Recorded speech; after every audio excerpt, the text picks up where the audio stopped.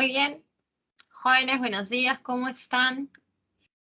Vamos a iniciar la clase el día de hoy, ya son las 8 de la mañana en punto, así que tenemos que comenzar. Buenos días con todos. Vamos a trabajar nuestra última clase del ciclo, ¿no? Con un poquito de tristeza, siempre las últimas clases son para la despedida y bueno, ¿no? El tiempo se pasa muy rápido, pero así es.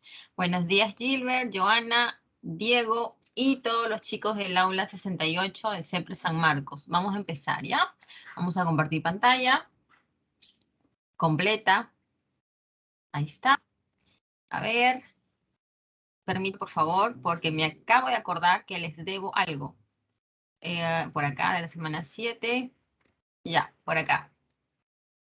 Ajá. Creo que es esto de acá. Ya. A ver, vamos al chat. Por lo que puedo ver, todos me están escuchando bien, así que no hay problema. Buenos días, César, Diego, y con todos buenos días. Ya, la semana antepasada yo les debía un cachito de esto, de la República Aristocrática, así que vamos a hacer este repasito porque es importante. Y bueno, en realidad, jóvenes, toda la clase es un repaso porque estamos en un ciclo de verano y todo es muy rápido, ¿ya? A ver, la República Aristocrática es el periodo de la historia peruana desde 1899 hasta 1920. ¿Cuál es la característica de este periodo? Número uno es que nos va a gobernar la oligarquía peruana, aquellos hombres que integraban el Partido Civil, porque durante esos años el Partido Civil va a tomar el control de pues, la política nacional, ¿no? Todos los que conforman ese partido son los que nos van a gobernar durante estos 20 años, con una pequeña excepción en el gobierno de Guillermo Billinghurst, ¿ya? Guillermo Billinghurst es como el puntito negro, ¿no? De toda esta etapa, porque él no era del Partido Civil. Muy bien, estos personajes del Partido Civil, estos varones, se dedicaban a lo que era la agroexportación y también a las minas, ¿no? Porque esas dos actividades económicas van a ser las más importantes durante estos años.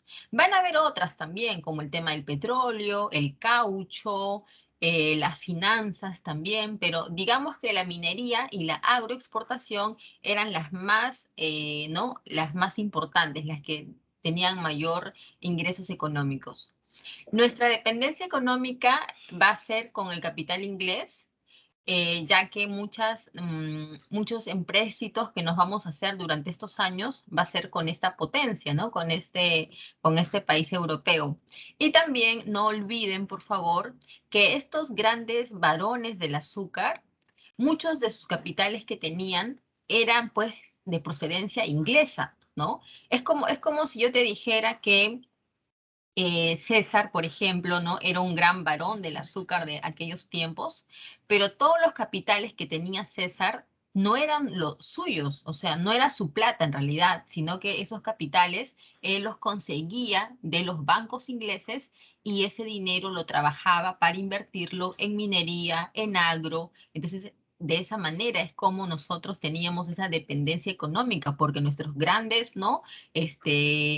Varones del azúcar sacaban dinero, se prestaban dinero de los bancos ingleses y los invertían en minas y otros negocios, ¿ya? Entonces, esa es la dependencia también que en estos años nos va a caracterizar. Vamos a tener que, acá en la costa, como protagonistas a la oligarquía peruana, ¿no? Los grandes varones del azúcar, que en la imagen tú puedes ver un poco, ¿no? De cómo se vestían, cuáles eran pues algunas de las representaciones que hay de ellos.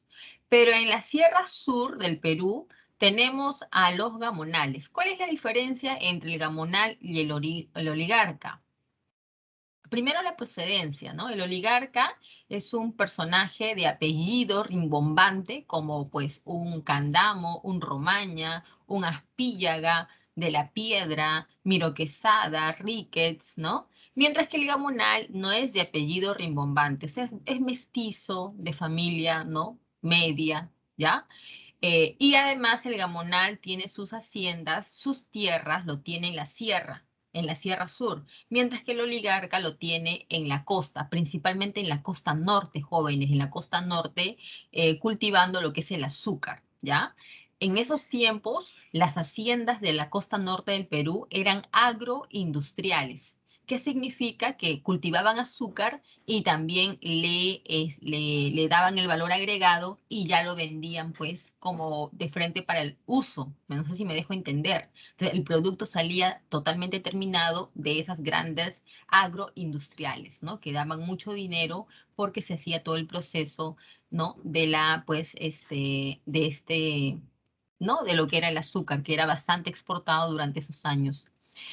¿Cuál es la dinámica entre el gamonal y el oligarca? Que ambos sectores, tanto el gamonal como el oligarca, se coluden, se ayudan para poder dejar al margen a las grandes mayorías.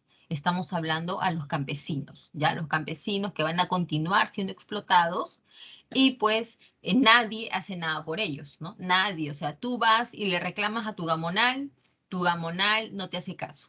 Vas y le reclamas a una autoridad, la autoridad tampoco te hace caso porque se colude con el gamonal. Entonces, los campesinos van a ser marginados, explotados, y esa es una realidad muy, muy lamentable durante estos años.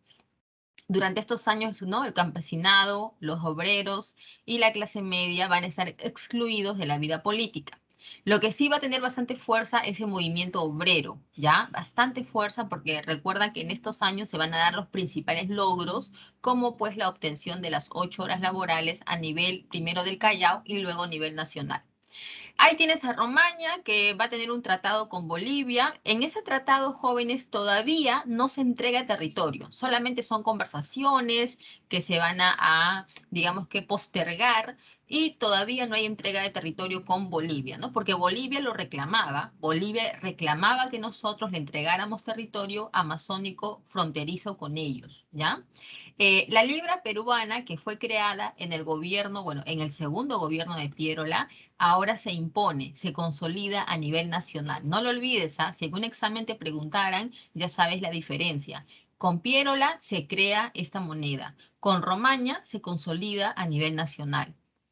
Los códigos de minería, de comercio, de agua que se van a crear siempre van a beneficiar a las grandes haciendas. Por ejemplo, en el código de aguas, el recurso del agua era primero para que sea utilizado por las grandes haciendas y luego por los pequeños propietarios. Es como si tú me dijeras, profesora, lo podríamos comparar en la actualidad cuando las gentes de las clases, ¿no? De los distritos más pudientes tienen agua las 24 horas, los 7 días de la semana, hasta para llenar sus piscinas, mientras que algunos distritos, ¿no? De los conos solamente nos dan agua por 3, 4 días o por algún horario restringido, ¿no? De las 7 de la mañana hasta las 4 de la tarde. Entonces, ¿no? Te das cuenta cómo hay esa marginación, esa diferenciación, ¿no? Entonces, esos códigos que en el gobierno de Romaña apuntaban a beneficiar a las clases altas, pues, ¿no? A la oligarquía.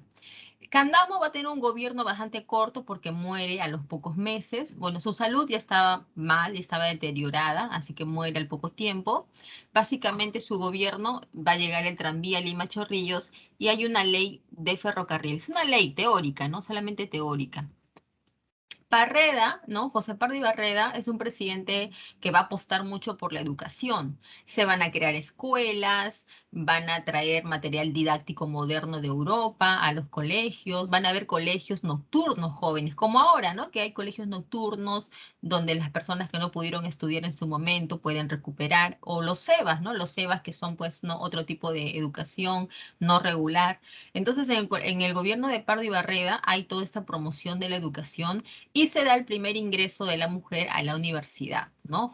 María Trinidad Enríquez fue la mujer que ingresó a una universidad durante esos años y pues fue bastante polémico en ese momento, ¿no? Porque los varones, que eran bastante machistas, criticaron, ¿no? El ingreso de la mujer. Bueno, hasta el día de hoy, ¿no? Existe mucho ese machismo, pero se ha reducido, ¿no? Em, Hay jóvenes, el problema con los obreros, como les había comentado. Mira, los obreros van a comenzar a organizarse para poder reclamar derechos. O sea, si tú no te organizas, si tú reclamas solo, nadie te hace caso. Pero si tú te organizas con mucho más personas que tienen las mismas necesidades que tú, ahí sí pueden lograr algo. Entonces, los obreros se van a organizar primero bajo la forma de mutuales. pero como digamos que de esa manera no tienen el éxito o no se hacen escuchar, ¿no? Como ellos intentaban lograrlo. Luego se van a organizar como sindicatos, ¿no? Pero los sindicatos en esos tiempos no son legales, o sea, no son permitidos, no tienen una forma de ilegalidad. Y los sindicatos se crearon imitando, ¿no? A los sindicatos de Europa, de Estados Unidos, donde sí bueno, más que permitir en esos países, ¿no? Había una fuerte lucha por parte de los obreros. Entonces acá nosotros, los obreros peruanos, van a organizarse bajo esos sindicatos y van a comenzar a reclamar haciendo manifestaciones, huelgas, ¿no? Y es por eso que el presidente Pardo impulsa un proyecto de legislación laboral conocido como el Proyecto Manzanilla, ya que el que escribió, ¿no? esta legislación fue Matías Manzanilla.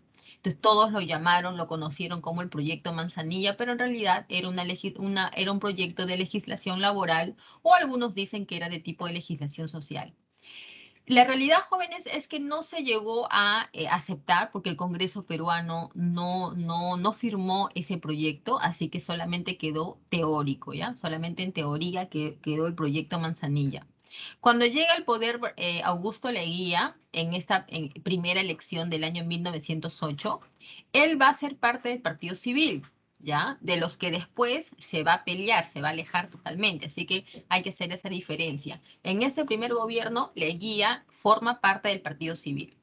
Hay una huelga, bueno, hay un paro general de los obreros en el año 1911 que trajo tantas consecuencias jóvenes, tantas consecuencias, ¿no? Por su magnitud, que el presidente Leguía impulsó la ley de accidentes de trabajo.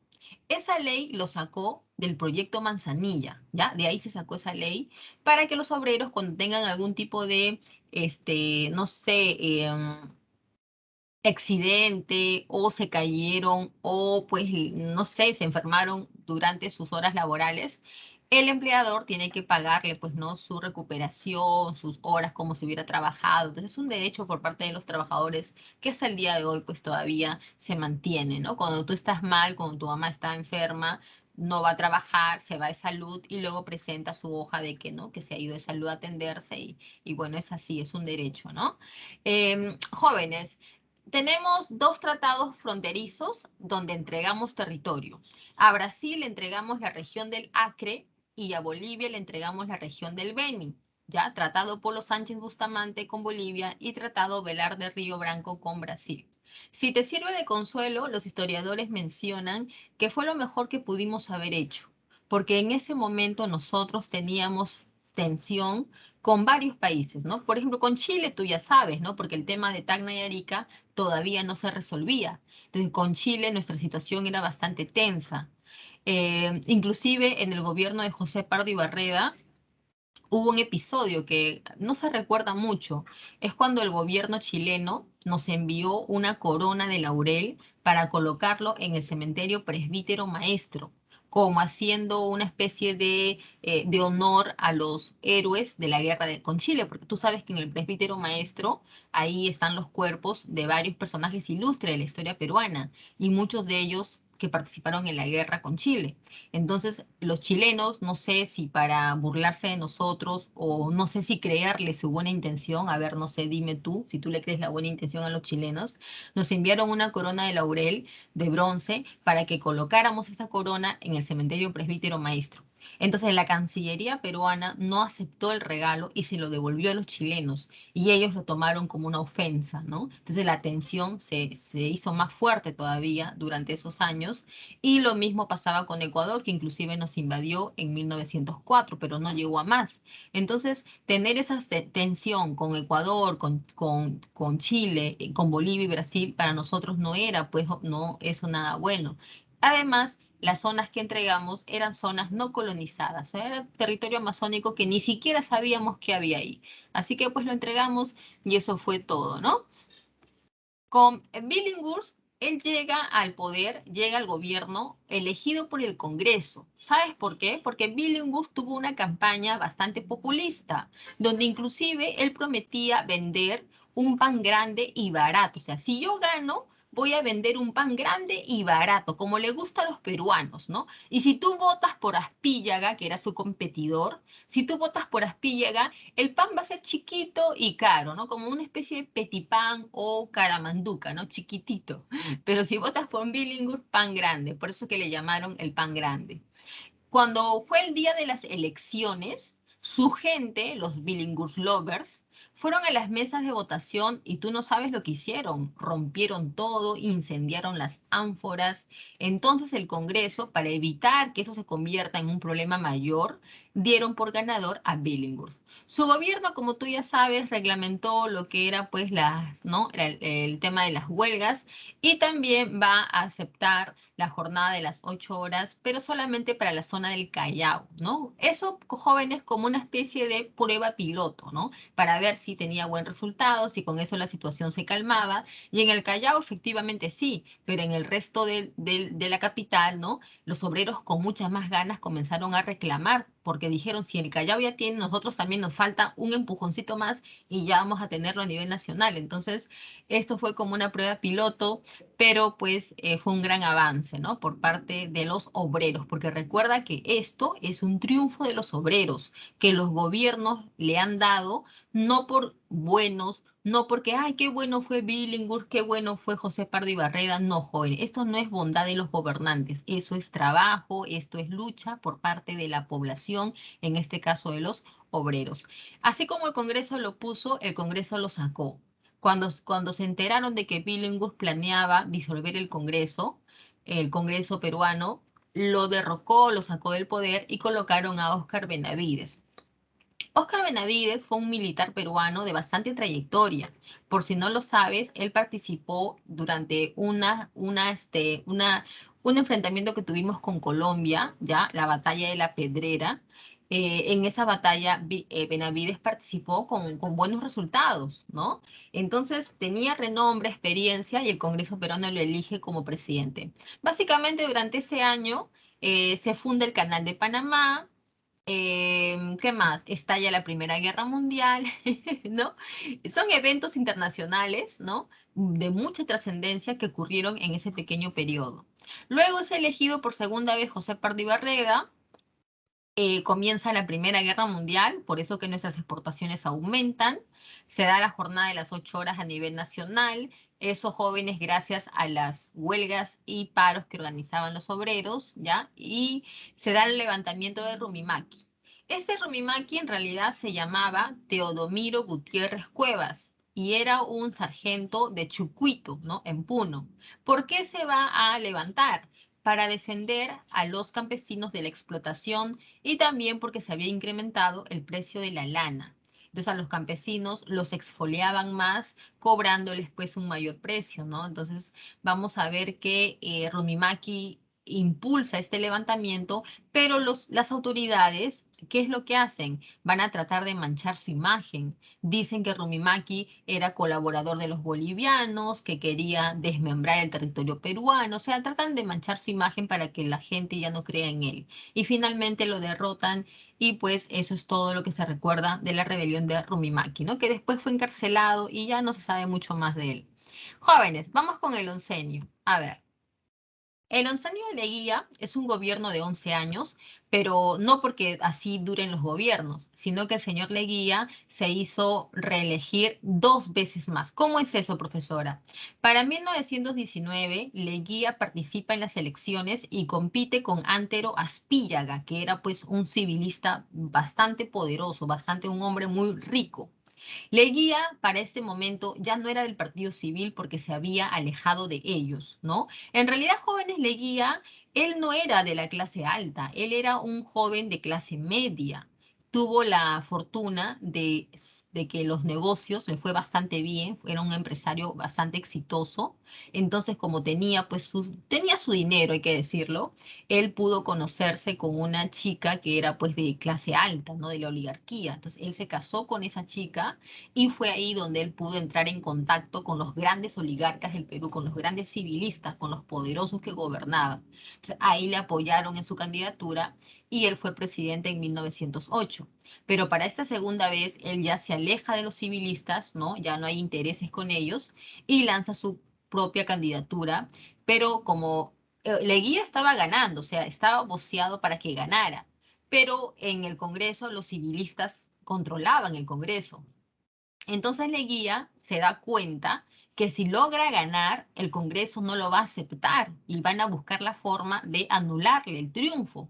Es por eso que Leguía dio un golpe de Estado, pues no, dio un golpe de Estado en 1919 y posteriormente se hace reelegir, bueno, se hace elegir ya de manera, pues, no oficial, legal, ¿no? Entonces comienza su presidencia y para 1924 se vuelve a reelegir como presidente y en 1929 se vuelve a reelegir otra vez. ¿Ya?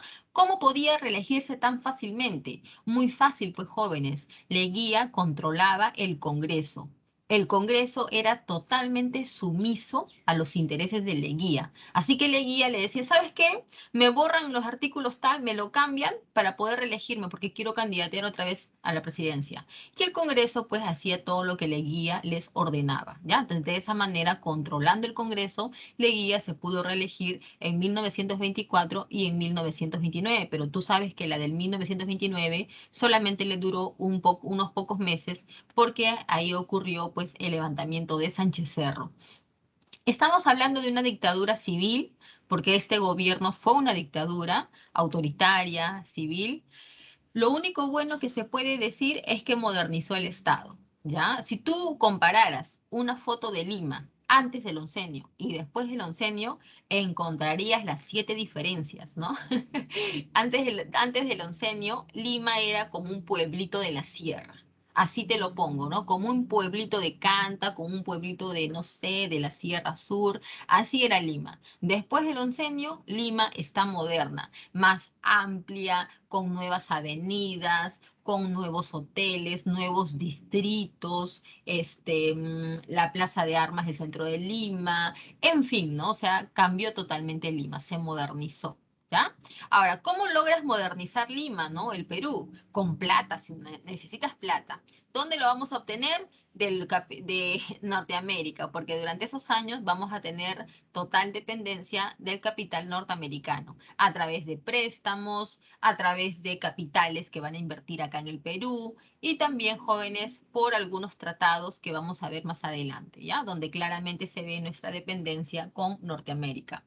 ¿Qué pasó con el Partido Civil? Van a ser sacados del poder y van a ser perseguidos. Leguía no tiene nada que ver con el Partido Civil y es una característica que siempre tienes que recordar porque es importante. Leguía rompió con ellos y los va a perseguir. Quienes ahora se van a colocar en los principales puestos de la administración pública son la clase media. Si durante esos años jóvenes tú y yo hubiéramos podido tener una profesión, ¿no? Como la que ustedes aspiran, como la que yo, gracias, hasta el momento tengo, de repente hubiéramos podido participar, ¿no? Del gobierno de Leguía, porque se le daba bastante impulso a la clase media para que puedan tomar, ¿no? Varios puestos importantes de la administración, oficinas públicas, qué sé yo, ¿no? Y no solamente eso, sino también porque se crearon distritos para la clase media, ¿no? Ahí tienes a San Borja, San Isidro, Jesús María, ¿no? Distritos que fueron claramente intencionados para la clase media, jóvenes, ¿ya? Y hasta el día de hoy, pues, ¿no? Porque son distritos para gente de clase media. No es para gente rica, como tú y profesoras, San Isidro, San Borja, gente rica. No, jóvenes, son gente de clase media. La gente rica, la gente millonaria, son aquellos que, pues, muy poquitos acá en el Perú, muy pocos, y no los conocemos ni tú ni yo. La gente que tú ves con camioneta, que viaja, que tiene una casa, 2 casas, es clase media, jóvenes. Eso no es clase alta, es clase media nada más. Clase media alta, podríamos decir, pero no llega a ser clase alta, ¿no? Muy bien. El gobierno de Leguía también tiene como una característica, a ver, me están haciendo de repente por acá a un llamado, alguna pregunta, se puso anaranjado. Ujú. Bueno, varios han hecho eso, Fernando. Pero también Leguía durante su gobierno persiguió a sus opositores. O sea, eso lo han hecho varios, Sánchez Cerro, Benavides, Odría, ¿no? Velasco, o sea, gente que son autoritarios, los presidentes que son autoritarios, lo que hacen es bloquear, perseguir a sus opositores, castigar a periodistas. O sea, tú eres un periodista que hablas mal del gobierno, al toque te van a sacar, te van a despedir, te van a encarcelar, van a buscar la forma de mancharte y culparte. Y también el tema de los diarios, ¿no? De las editoriales, ¿no? Medios de comunicación. También muchos presidentes lo van a tratar de controlar, van a tratar de cerrarlos. Así que es una característica de muchos gobernantes de la historia peruana, ¿no? En el caso de Leguía también, ¿no? Porque va a tratar de controlar todo, ¿no? Hasta la prensa y los medios de comunicación. Fue una dictadura, claramente Leguía fue una dictadura civil, ¿no? Porque él no era militar, él era civil, empresario. Muy bien, entonces eso pasa, ¿no? Que se moderniza el Perú y que se amplía la burocracia. En el gobierno de Leguía hay muchísima ampliación de la burocracia. Profesora, ¿qué es la burocracia? La burocracia son los funcionarios que trabajan para el Estado, ministros, congresistas, alcaldes, regidores, gobernadores, la secretaria, el que hace esto, el asesor, trabajan para el Estado. Se les paga con nuestra plata. Y durante el oncenio hubo muchísima burocracia que se creó, ¿no? Mucha gente que trabajaba para el Estado y se generaba una gran corrupción.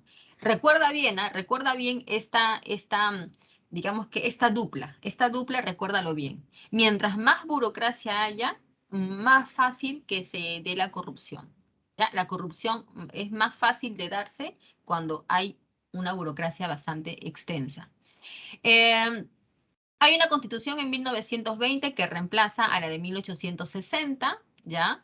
Eh, Dos partidos que surgen, que a diferencia de las anteriores, estos partidos son totalmente diferentes porque están proyectados para las masas, ¿no? Para los campesinos, obreros, trabajadores y hasta la clase media también. Los anteriores partidos que tú has escuchado, como el Partido pues, Constitucional de Cáceres, el Partido Demócrata de Piérola, el Partido Civil de Manuel Pardo y Lavalle, eran partidos proyectados para las clases altas, ¿ya? Para la gente de plata, mientras que estos partidos son proyectados para la gente de clase baja o media. En el caso del APRA, Alianza Popular Revolucionaria Americana, fundada en México por Víctor Raúl Haya de la Torre, estamos hablando de un partido de proyección continental. Eso significa que no fue creado para el Perú, sino para todo el continente de América. ¿Con qué intención? Con la intención de hacer un frente de trabajadores para ir en contra del imperialismo yanqui y de la oligarquía que nos gobernaba. O sea, esa era la intención del APRA cuando nació, cuando fue creado en sus inicios, formar un frente continental de trabajadores para ir, ¿no? Para rechazar el imperialismo yanqui y también a las oligarquías que nos gobernaban. Cambió, ¿no? Más adelante tú sabes que el APRA cambió. A ver, en el gobierno de Manuel Prado Ugarteche, que, bueno, más adelante lo vamos a ver, ¿no? Entonces vamos a esperar que lleguemos ahí para explicar cómo es que el APRA cambia.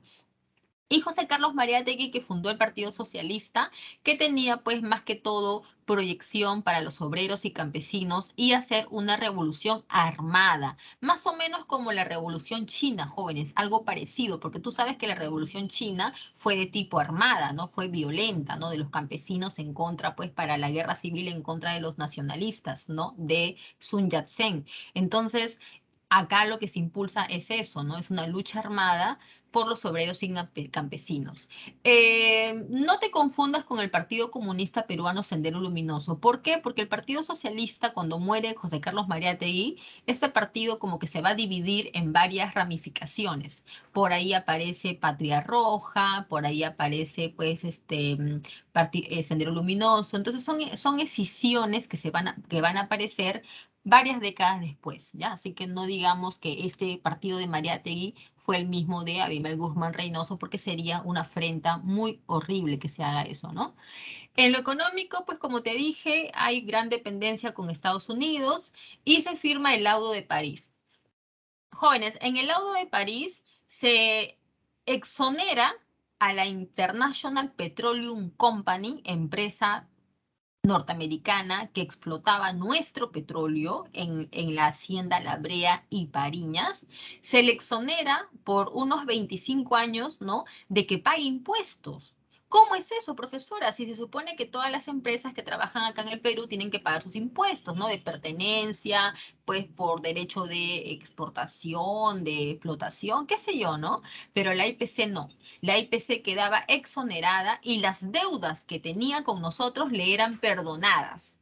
Entonces, claramente, jóvenes, te estás dando cuenta que con este laudo se ve nuestra gran, ¿no?, sumisión a los intereses norteamericanos, ¿ya, jóvenes? Así que esto fue hecho en el oncenio. En el tema de los campesinos, se dice mucho que Leguía legalizó a las comunidades campesinas, ¿no? Diciendo que pues son comunidades, ¿no?, ancestrales, que hay que valorarlas, que la cultura de la sierra pues es importante, qué sé yo, ¿no? Etc, etc. Pero jóvenes, eso solamente fue teórico, porque en la práctica no se hizo más por los campesinos, no se les solucionó el tema de la tierra, no se les impulsó para que puedan tener derecho a votar, o sea, nada, nada, nada, nada, o sea, solamente fue, ¿no? Por teórico, ¿no? Hoy sabe que ustedes son importantes, los queremos, su cultura es lo máximo, pero hay nada más. Entonces, eso fue lo que se hizo en el tema de las comunidades campesinas, ¿no? Legalizarlas, pero no hay ninguna acción más que pueda haberlos beneficiado. Internacionalmente, hay dos tratados. En el caso de Colombia es el Tratado Salomón Lozano, donde vamos a entregar territorio. Y acá el problema es que hay una población loretana que se llamaba Leticia y que también va a ser parte, ¿no?, de este tratado, porque esta población va a formar parte de Colombia, ¿no? Entonces eso nos va a traer un problema con Colombia, porque inclusive va a haber una guerra, ¿no?, más adelante. En el tema con Chile se va a firmar el Tratado de Lima, ¿ya? O también llamado Radagamio Figueroa Larraín, donde se establece que Perú se queda con Tacna y Chile se quedaba con Arica.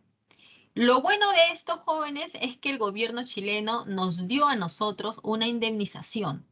¿Cómo así, profesora? Porque Estados Unidos intervino en favor de nosotros y de esa manera el gobierno chileno nos dio una indemnización por todos los años en que ese problema había estado latente y no se había resuelto, ¿ya? Así que punto para nosotros. Ahora, en el tema con Colombia, tú te preguntarás por qué le dimos territorio a Colombia.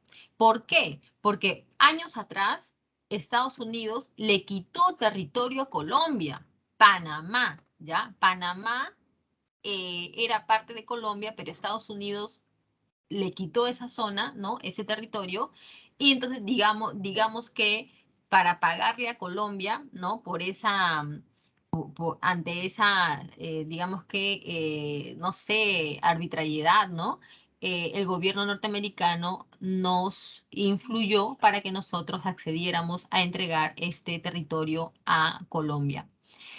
La ley de conscripción vial ponía a trabajar a todos los varones gratuitamente para poder construir carreteras, avenidas, edificios, y todos los varones lo odiaban, ¿no? Cuando llegó Sánchez Cerro, lo va a eliminar.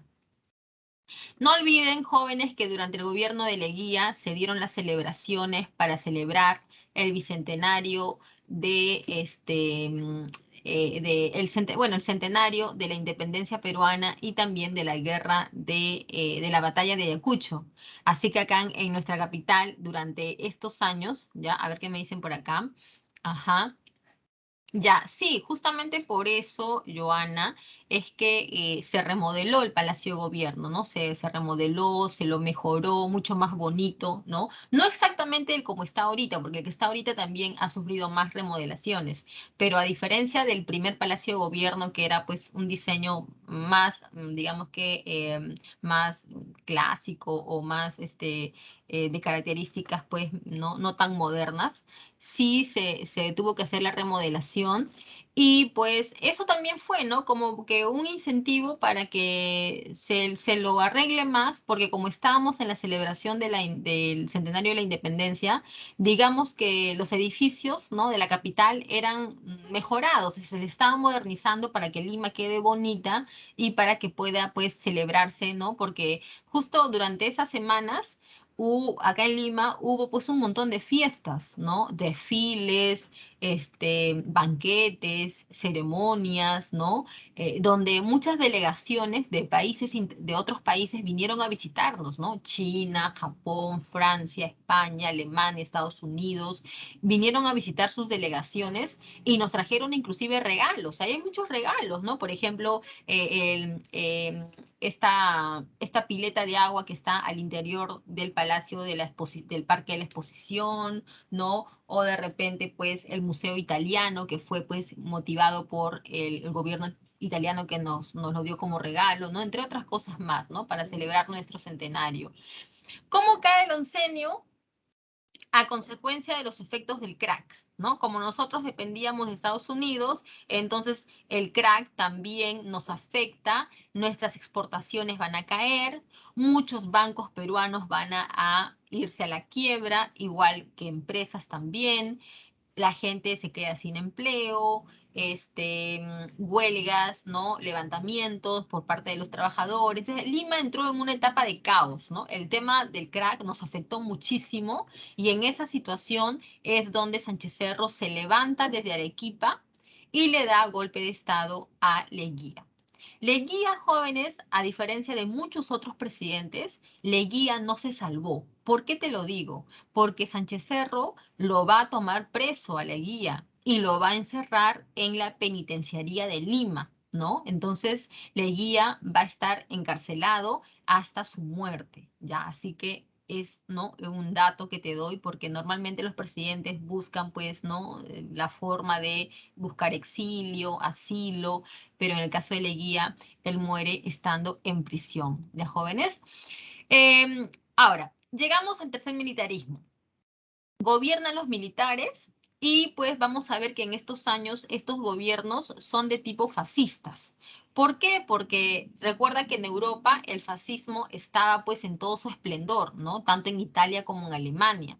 Y el gobierno peruano tiene un parte de ese fascismo. ¿Por qué? Porque estamos hablando de que Mussolini y Hitler eran militares. Sánchez Cerro y Benavides también eran militares. Mussolini y Hitler eran autoritarios, trataban de controlar todo, ¿no? Entonces acá Sánchez Cerro y Benavides también tratan de controlar todo, ¿no? Controlar el Congreso, controlar las instituciones, los medios de comunicación y eliminar a los opositores. Mussolini y Hitler, tú sabes que ellos lo hicieron, ¿sí o no? Perseguían y eliminaban a la oposición. Acá Sánchez Cerro y Benavides van a hacer exactamente lo mismo con sus opositores. Y respecto a la calidad de vida, también es otra característica, ¿no? Mussolini y Hitler trataban de impulsar la calidad de vida de la gente, ¿no? Acá en el Perú también, ¿no? Sánchez Cerro y Benavides, tú vas a ver que hay muchas obras que tratan de mejorar la calidad de vida de la población para mantenerlos, pues, digamos, ¿no? Sometidos, ¿no? El APRA y el Partido Comunista van a ser perseguidos en el gobierno de Sánchez Cerro. Básicamente ahí vamos a ver esa gran persecución a través de la ley de emergencia, ¿ya? Ahora, ¿por qué los persiguen? Jóvenes, es muy fácil. El APRA y el Partido Comunista Peruano eran partidos para la gente pobre, para la gente pues trabajadora, campesina. Y te pregunto, si el APRA o el Partido Comunista llegaban al poder, ¿qué se supone que iba a pasar? Se supone que iban a reivindicar a las masas, ¿no? O sea, cambiar la suerte, hacer reformas en beneficio de las grandes mayorías. Se supone que eso es lo que iba a pasar. Entonces, la oligarquía peruana no podía permitir eso, pues, porque sus intereses se iban a ver totalmente tocados, ¿no? Entonces, la oligarquía peruana con los militares, que siempre son lo mismo, siempre se coluden, se ayudan, ¿ya? De la oligarquía peruana con los militares no van a permitir el ascenso ni del APRA ni del Partido Comunista y los van a tratar de tachar, que ustedes son revoltosos, que generan levantamientos, que su gente sale a las calles, que generan desorden, o sea, van a tratar de buscar el pretexto para poder manchar a estos partidos e impedirles que lleguen al poder.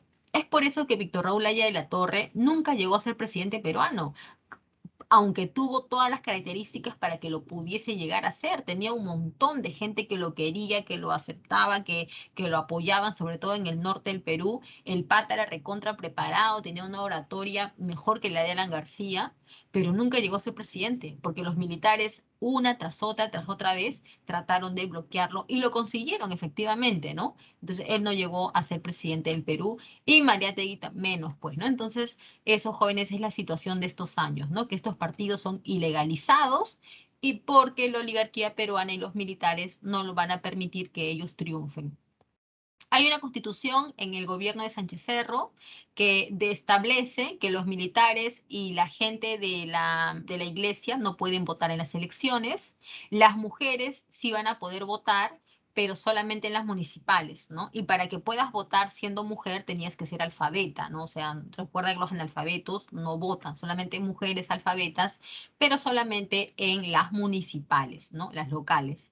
Se da la ley de matrimonio civil y de divorcio, ¿ya? Eso es algo histórico, porque antes el matrimonio solamente era religioso por parte de la iglesia, pero ahora también se hace civil y también con la ley del divorcio, ¿ya?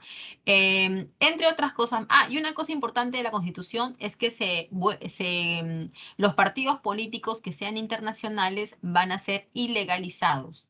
¿Cuáles son los partidos internacionales? El APRA, pues porque el APRA fue fundado en México y el Partido Comunista también es internacional porque tiene influencia soviética. Así que esos dos partidos son considerados internacionales y por lo tanto son ilegales. Entonces, te das cuenta, jóvenes, ustedes se dan cuenta cómo los poderosos buscan la forma de poder lograr sus intereses, ¿no?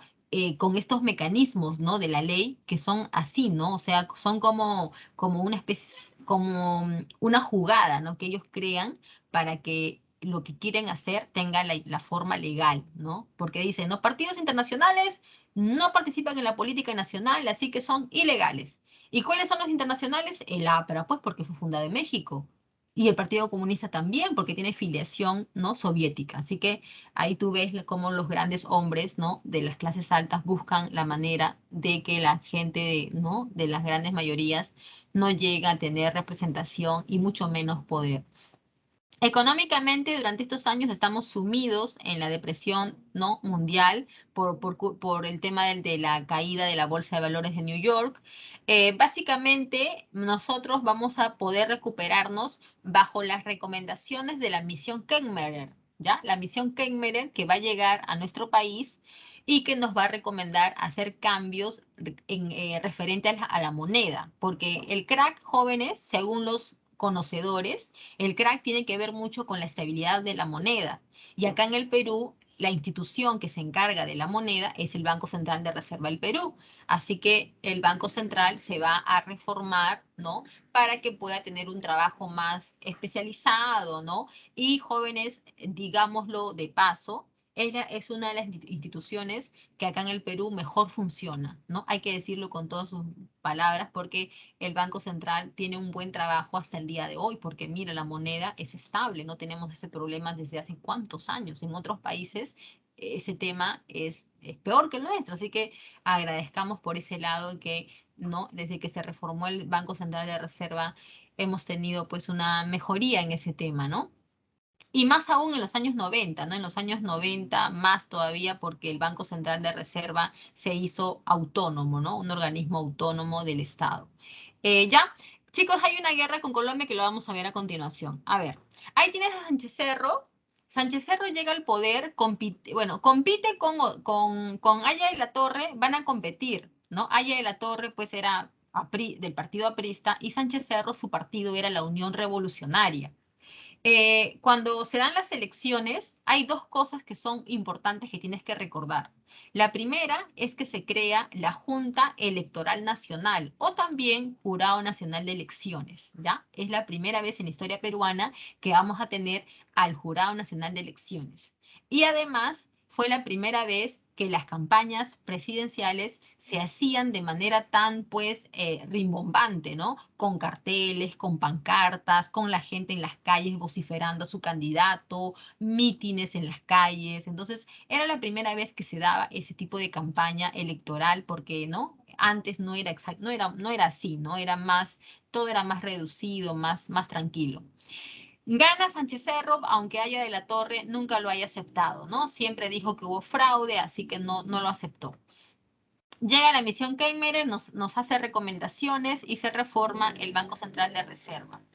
La ley de emergencia es una ley autoritaria que lo que busca es recortar las libertades, ¿no? O sea, ¿cómo te explico? Este recorte de libertades nos afecta a todos. a ti y a mí también, aunque no tengamos nada que ver, pero también nos afecta porque se supone que es una ley y la ley es para todos, ¿no? La ley son, pues, son nacionales, ¿no? Para todos. Pero en realidad esta ley a quien apuntaba era a los apristas y a los comunistas, o sea, era para ellos, ¿no? Para apristas, comunistas y también sindicalistas, porque recuerda que los sindicatos tampoco no son permitidos. Entonces, la ley era para ellos, pero en realidad todos nos vimos afectados. Entonces, con esta ley de emergencia, el gobierno de Sánchez Cerro trató de perseguir, eliminar, encarcelar, exiliar a los apristas y comunistas. Hay un levantamiento en Trujillo. ¿Cómo fue, profesora?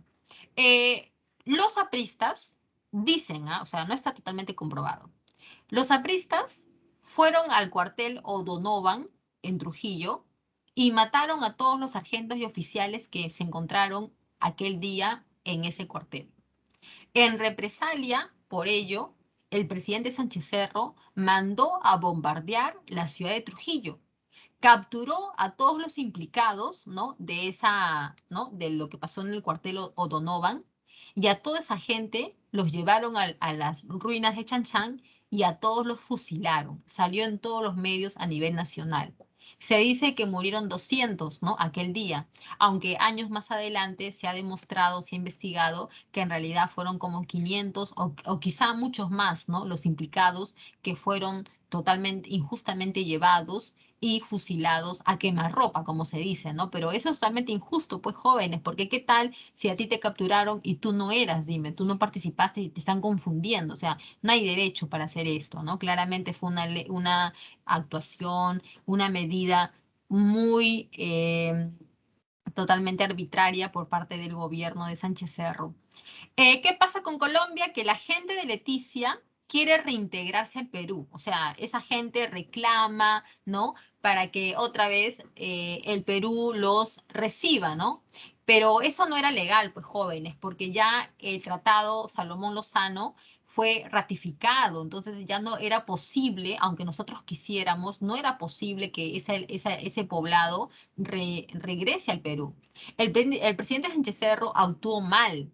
¿Por qué? Porque él tuvo que haberse negado, pero no lo hizo. Lo que hizo fue brindar apoyo a esa gente y pues ayudarlos para que se reintegren al Perú. Ahora, tampoco pienses que el presidente Sánchez Cerro lo hizo porque era bueno, sino porque esa medida populista le iba a traer pues bastante aceptación por parte del pueblo. O sea, esa es la verdad, ¿no? El presidente Sánchez Cerro lo hacía con la intención de quedar bien ante la gente, ¿no? Porque mal que bien, tú lo que vas a decir es que profesora, pero son peruanos, quieren regresarse acá, o sea, póngase a pensar, no en su familia, gente que hay ahí, que no. Entonces, es cierto, ¿no? Como que da pena y claro, tú apoyas que el presidente, ¿no? Los ayude, pero no era legal y eso nos podría traer una guerra con Colombia y efectivamente lo hizo, ¿no? Hubo una guerra con Colombia que no se llegó a dar porque aquel día en que las tropas peruanas iban a marchar a la frontera, ese día el presidente Sánchez Cerro fue asesinado por un jovencito, Abelardo Mendoza Leiva, que pues dicen que era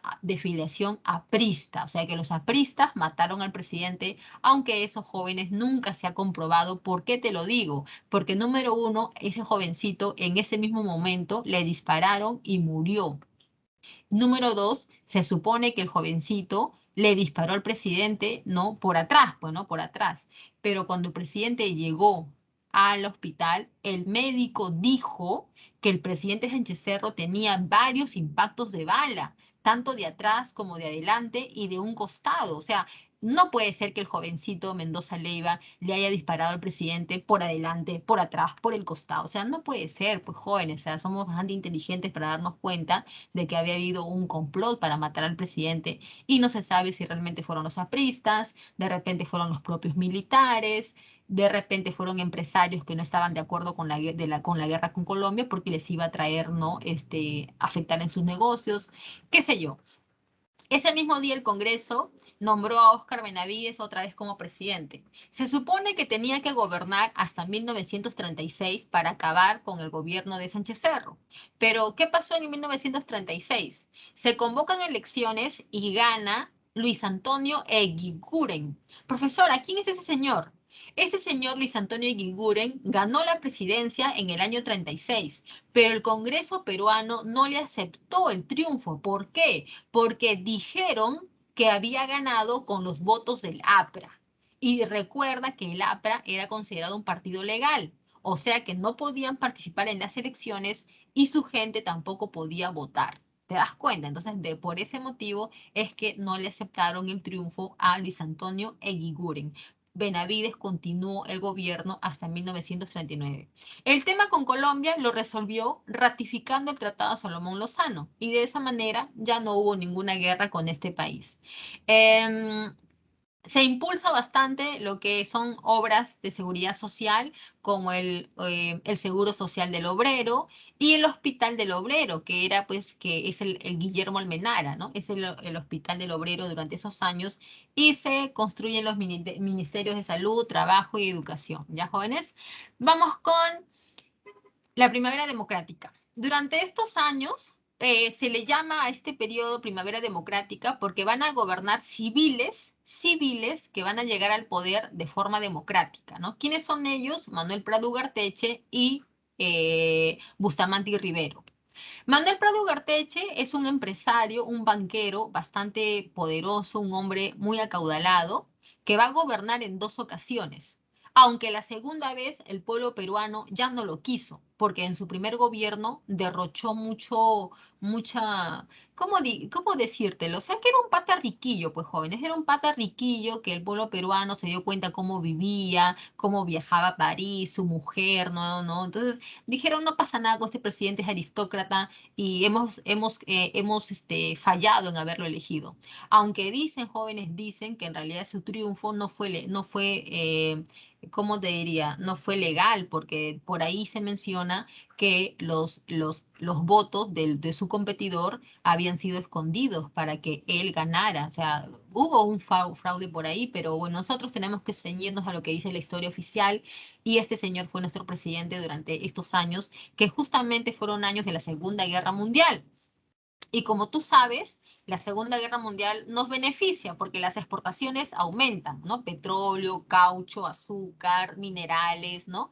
Entre otras cosas más. Nos beneficia económicamente, pero también sabemos que nosotros apoyamos a los aliados, ¿no? Principalmente a Estados Unidos. Y bajo esa política de ayuda van a ocurrir 2 cosas, principalmente, ¿no? Pueden ser muchas más, pero vamos a mencionar 2. La primera es que le vamos a permitir a Estados Unidos que construya una base militar en Talara, en lo que se llamó la base del Pato, ¿ya? Entonces, eso fue, pues, por el apoyo que le brindábamos al gobierno norteamericano y le permitimos que construya esa base militar aérea en el Pato. Profesora, ¿para qué? Porque se pensaba que el gobierno japonés, ¿no? Podía atacarnos para poder quitarnos nuestro petróleo. Recuerda que en esos años Japón y Estados Unidos se estaban enfrentando en el Pacífico. Entonces había esa amenaza y el gobierno norteamericano, como medida no de prevención, no propone construir esa base militar. ¿Qué pasa con los ciudadanos japoneses, italianos y alemanes que vivían en el Perú? Van a ser deportados, deportados. O sea, ¿qué culpa tienes tú de que tu país esté en guerra? O sea, eso no es justo, ¿sí o no? Entonces, eso es lo que va a pasar acá. Ciudadanos japoneses, sus familias fueron expulsados del Perú y sus negocios, sus casas, se las quedó el gobierno peruano. Eso también hay que mencionarlo. Y pues jóvenes, como nosotros apoyábamos a Estados Unidos y Estados Unidos estaba aliado con la URSS, se nos impulsó, se nos impuso que nosotros, digamos que respetemos al Partido Comunista. Es por eso que durante estos años tú vas a ver que el presidente Prado no va a perseguir ni al aprismo ni al comunismo. Y con el comunismo va a tener algunas consideraciones porque Estados Unidos así nos los estaba pidiendo, ¿no? Que con el comunismo no tengamos problemas porque en ese momento Estados Unidos y la URSS eran aliados contra Alemania. Entonces, jóvenes, Prado ya no persigue a los comunistas, a los apristas, ya no los persigue, pero tampoco los vuelve legales, ¿ah? Tampoco los vuelve legales, todavía siguen en la ilegalidad. En cuanto a los sindicatos, van a ser permitidos, se los va a legalizar mediante una ley de sindicatos y se crea la CTP, ¿no? Confederación de Trabajadores del Perú. Hay corporaciones de desarrollo, tanto en el Amazonas como en la Sierra, como en Lima, ¿no? Por ejemplo, acá en Lima hay la corporación, la Corpac, ¿no? Corporación Peruana de Aviación Comercial, para impulsar lo que es el tráfico aéreo, ¿no? Entonces, con estas corporaciones lo que se buscaba era impulsar nuestra economía y también el tema de las industrias, ¿no? Porque en el gobierno de Prado hay bastante apoyo a la industria nacional, a la burguesía nacional de jóvenes, porque industria pues es un sector impulsado por la burguesía. Entonces, si decimos que hubo impulso a la industria, también podríamos decir que hubo impulso a la burguesía nacional. La Biblioteca Nacional se incendia y vamos a tener que reconstruirla, ¿no? Jorge Basadre va a impulsar la reconstrucción de la Biblioteca Nacional. Hay un terremoto en el año 1940 que fue el último terremoto que hemos tenido así de magnitud, ¿no? De 8 grados, ¿no? Y que pues mucha gente murió, muchas casas antiguas se cayeron en el centro de Lima sobre todo, ¿no? Y pues a raíz de eso el presidente Prado va a impulsar un censo donde se estima, ¿no? Se estima que éramos aproximadamente 7 millones de habitantes, de los cuales el 65% más o menos vivían en la sierra y selva y solamente un 30% vivían en la costa, ¿no? Entonces, date cuenta que el Perú durante estos años todavía es un territorio rural, ¿no? La economía, bueno, economía no, pero la población se concentraba en la sierra. La guerra con Ecuador se produce porque Ecuador nos invade, ¿no? Tratando de arrebatarnos Tumbes, Jaén y Maynas. Recuerda que eso no es de ahora, o sea, ese problema con Ecuador venía desde la independencia del Perú, porque el mismo Bolívar trató de quitarnos territorio y una y otra vez hubo pues enfrentamientos con Ecuador durante el gobierno de Lamar, en el gobierno de Ramón Castilla, o sea, hubo muchos problemas con Ecuador. Entonces, hay esta guerra donde nosotros vamos a ganar. Nosotros ganamos, inclusive se dice que tuvimos apoyo de Estados Unidos, ya eso se menciona, que Estados Unidos nos apoyó para poder ganar esta guerra y la batalla más importante es la batalla de Zarumilla, donde participa el general de brigada Eloy Ureta. ¿Ya? Ese señor Eloy Ureta más adelante participa a las presidenciales, pero no gana, no ganó, pero sí tuvo bastante, ¿no? Gente que lo apoyaba. Eh, También no olvides la inmolación de Luis Abelardo Quiñones, ¿no? El que aparece en tu billete de 10 soles, él es el principal héroe de la aviación, ¿no? De la marina, porque él dio su vida durante esta batalla, bueno, durante esta guerra. La guerra finaliza con nuestro triunfo y se firma el protocolo de paz y amistad de Río de Janeiro, ¿no? Donde pues se va a llegar a la paz y se va a tener que demarcar las fronteras. Pero eso no quedó ahí, pues jóvenes, porque los ecuatorianos otra vez van a reclamar y en el gobierno de Fujimori vamos a tener la guerra del CENEPA, que dicen las malas lenguas, fue impulsado por el gobierno de Fujimori para poder hacer un negociado con la compra de armamentos y aviones. Eso es lo que dicen, ¿no? No sé, el chino habrá sido tan mala gente. Bueno, vamos con otra cosa. Bustamante Rivero era un abogado arequipeño que va a ser llamado por el Fredena. El Fredena, Frente Democrático Nacional, fue una agrupación de partidos que se formó durante este año, donde habían varios partidos políticos pequeños, a que casi nadie los conocía, y también estaba el APRA como parte del Fredena. Pero el APRA, como tú sabes, era un partido ilegal, no podía participar en las elecciones. Es por eso que el APRA se cambia de nombre y se hace llamar el Partido del Pueblo. De esa manera, el APRA forma parte del Fredena y van a llamar a Bustamante como candidato, ¿no? Para que participe en las presidenciales. Bustamante gana, pero recuerda, pues hay que decirlo, ganó con el apoyo del APRA, porque todos los apristas votaron por él, o sea, es la verdad, ¿no? Si ganó es porque los apristas, que eran un montón de gente, votaron por él. Cuando Bustamante llega a ser presidente, los apristas lo quieren manipular, lo quieren agarrar de su títere, pero Bustamante no quiso. Y por eso es que se peleó con los apristas y rompieron relaciones, ¿no? De amistad. Pero era demasiado tarde, porque el APRA ya había logrado enquistarse en los ministerios, en el Congreso, universidades, instituciones, sindicato y entre otros más. O sea que el APRA había regresado con fuerza gracias al triunfo de Bustamante. Pero como querían agarrar de títere al presidente, pues rompieron y el APRA comenzó a hacerle oposición al presidente Bustamante. Por otro lado, la oligarquía también rechaza al presidente. ¿Por qué? Porque el presidente Bustamante, para empezar, es un presidente populista. O sea, tan populista no, pero las medidas que va a impulsar, esas medidas son las que le van a traer bastantes enemigos. A ver, ¿qué está pasando acá? La Segunda Guerra Mundial terminó y nuestras exportaciones cayeron notablemente. Se nos vino la crisis económica, pues jóvenes, se cayó todo, otra vez la gente pasaba hambre, porque déjame decirte que cuando terminó la Segunda Guerra Mundial se generó un desabastecimiento de alimentos y productos de primera necesidad. ¿Por qué, profesora? Porque tú ponte a pensar que cuando hay una guerra, los países que están peleando, lo único que hacen es producir para su guerra, o sea, fabricar armamento, no sé, tanques, preparar a los soldados, ¿no? Entonces, los países están concentrados en ganar su guerra y no producen para vender. Entonces nosotros, ¿no? Que somos un país que importa, ¿no? Nosotros importamos todo, jóvenes. ¿Nosotros qué producimos nosotros? Nosotros no producimos, pues, alimentos, pero tampoco no todo. Casi todo lo compramos de afuera. Y en esos años era mucho más todavía nuestra dependencia a la importación. Entonces, cuando termina la Segunda Guerra Mundial, nos quedamos desabastecidos, ¿no? Entonces, no había que comer y la gente hacía largas colas, así como en el gobierno de Alan García, igual. La gente hacía colas desde la madrugada para poder comprar un tarrito de leche, un poquito de azúcar.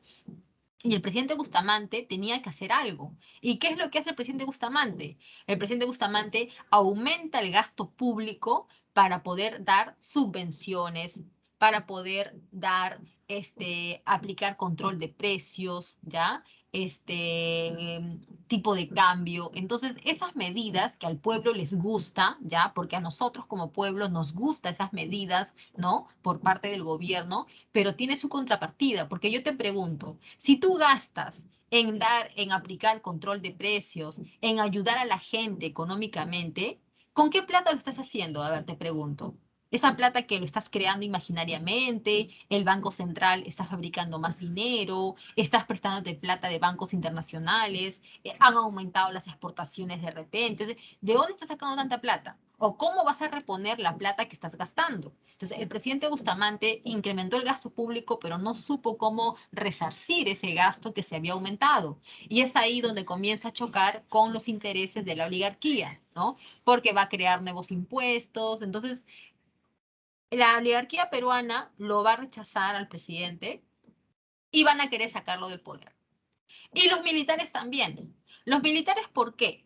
Porque el presidente Bustamante no hacía nada ante el accionar del APRA. ¿Qué estaba haciendo el APRA, profesora? El APRA otra vez había comenzado a hacer de las suyas. Hacían mítines, iban a las calles a vociferar sus arengas, los apristas hacían lo que querían. Inclusive hubo un asesinato. El empresario Francisco Graña Garland había muerto asesinado y dicen que los apristas eran los responsables de ese asesinato. Y mira que no fue el primero, ¿ah? No fue el primero porque en el gobierno de Benavides murió Antonio Miro Quesada y su esposa. Y el jovencito que los mató fue un aprista de tan solo 20 años. Entonces, tras la muerte de Francisco Graña Garland, los militares le dijeron al presidente, presidente, haga algo, encarcélelos, persígalos. Los apristas están que hagan lo que quieren. El presidente Bustamante no hizo nada, jóvenes, no hizo nada. ¿Por qué? No sabemos, ¿no? Pero eso fue lo que el presidente Bustamante le trajo oposición del APRA, la oligarquía y también los militares. Solamente era cuestión de tiempo para saber de parte de quién iba a venir el golpe contra el presidente Bustamante. Lo bueno de su gobierno es la ley del yanaconaje, donde se dice que los campesinos tienen que recibir un sueldo. Eso en la práctica no se cumplió, pero bueno, la ley estuvo ahí. Eh, la ley nacional de vivienda, mediante la cual se construyeron viviendas para los obreros, porque en ese entonces las viviendas que el gobierno creaba era para los obreros, la gente que va a venir de la sierra a Lima durante el gobierno de Odría.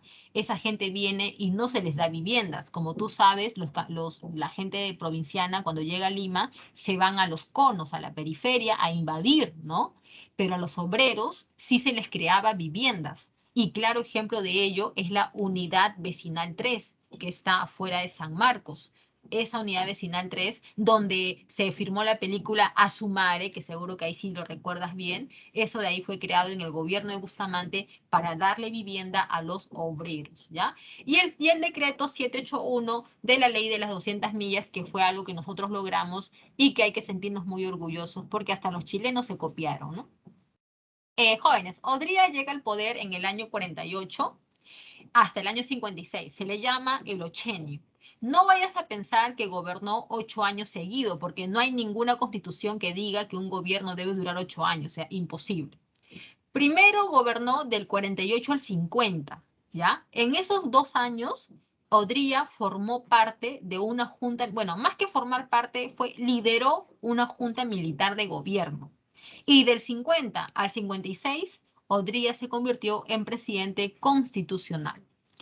Del 48 al 50, Odría gobernó, pero tenía que postular para que pueda, pues, ganar de manera democrática, ¿sí o no? Claro. Ahora, para que tú puedas postular a un cargo, ¿no? Como la presidencia, tú tienes que, bueno, si es que, bueno, ¿cómo? A ver, te lo digo con el ejemplo de Forsyth. Tú sabes que Forsyth era alcalde de La Victoria, ¿no? Y en las últimas elecciones él candidateó para la presidencia. Pero ¿qué hizo para poder candidatear Forsyth? Tuvo que dejar la alcaldía de La Victoria, ¿sí o no? Entonces, eso se hace cuando tú tienes un cargo público. Tú tienes que dejar ese cargo público para que tú puedas postular a otro. ¿Ya? Entonces, esa es la forma legal. Entonces, Odría, como él encabezaba la Junta Militar de Gobierno, él tuvo que dejar ese cargo para poder participar como candidato.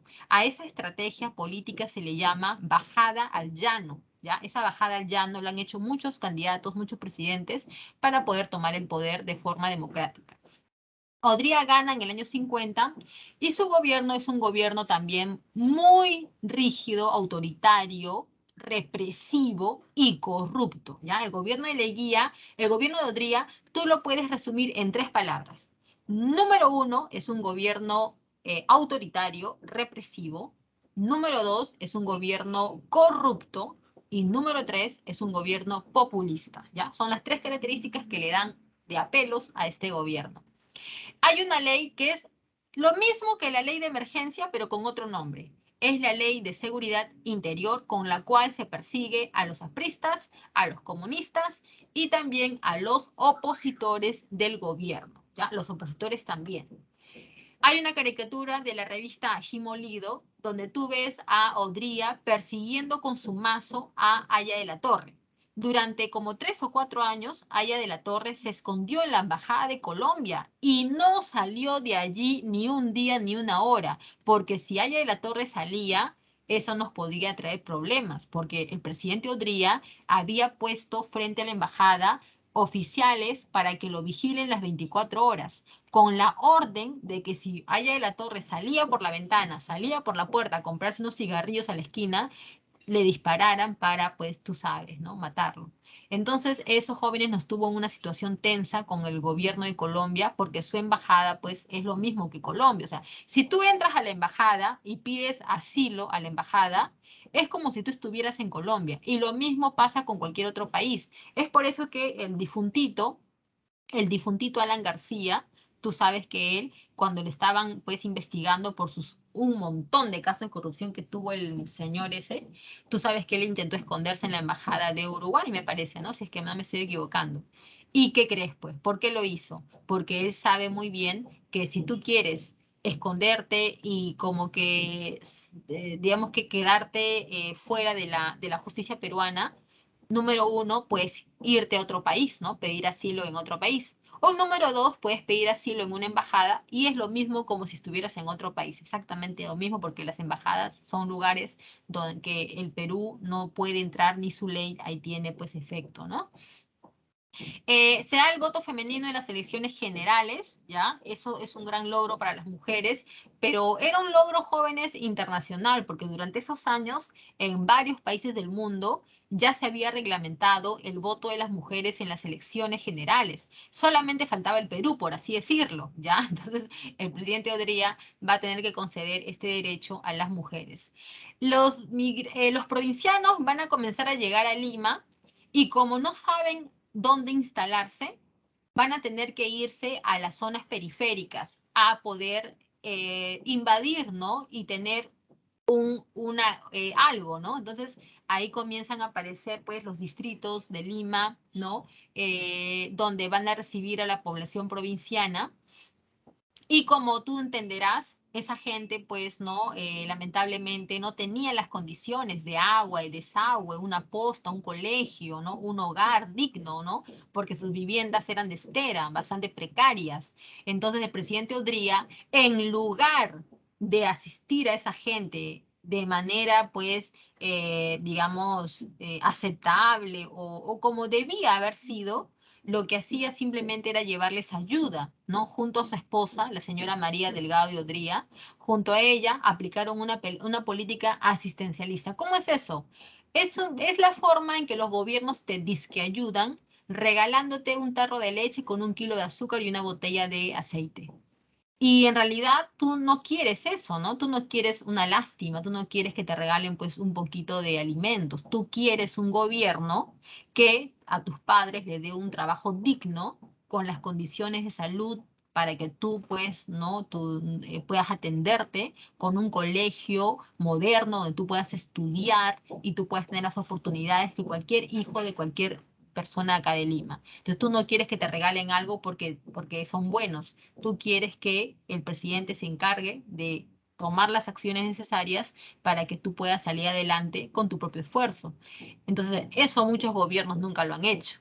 Los gobiernos lo que hacen es asistencialismo, que las personas muchas veces no se dan cuenta y piensan que porque les regalan un tupper anaranjado o algo, piensan que esas personas son buenas y eso de bueno no tiene absolutamente nada, ¿no? Entonces, los regalitos, no sé, pues si te gustan los regalitos, ponte a reflexionar de lo que te estoy diciendo.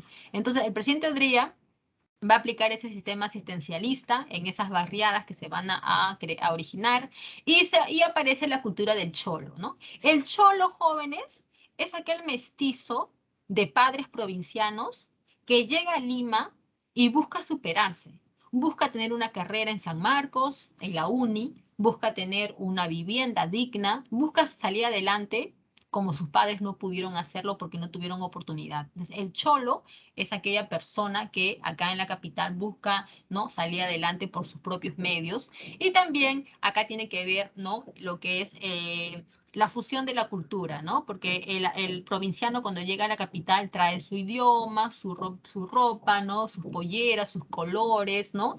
Y acá en Lima se fusiona con lo que había y ahí aparece pues toda esa fusión, ¿no? Tan rica, ¿no? Que hay mucho que estudiar respecto a eso, ¿no?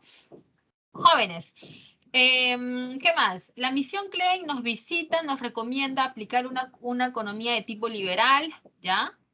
Y pues esas recomendaciones, más la coyuntura de la guerra de Corea que nos aumenta las exportaciones y más los empréstitos que el gobierno de Odría se va a hacer durante esos años a los bancos, ¿no? de Norteamérica, es lo que nos trae una economía relativamente buena, ¿ya? En el gobierno de Odría la economía se va a hacer estable ante esta coyuntura, ¿no? De la guerra de Corea, de la misión Klein, ¿ya? Entonces, económicamente, digamos que el gobierno de Odría no va a tener, ¿no? Digamos que problemas, ¿ya?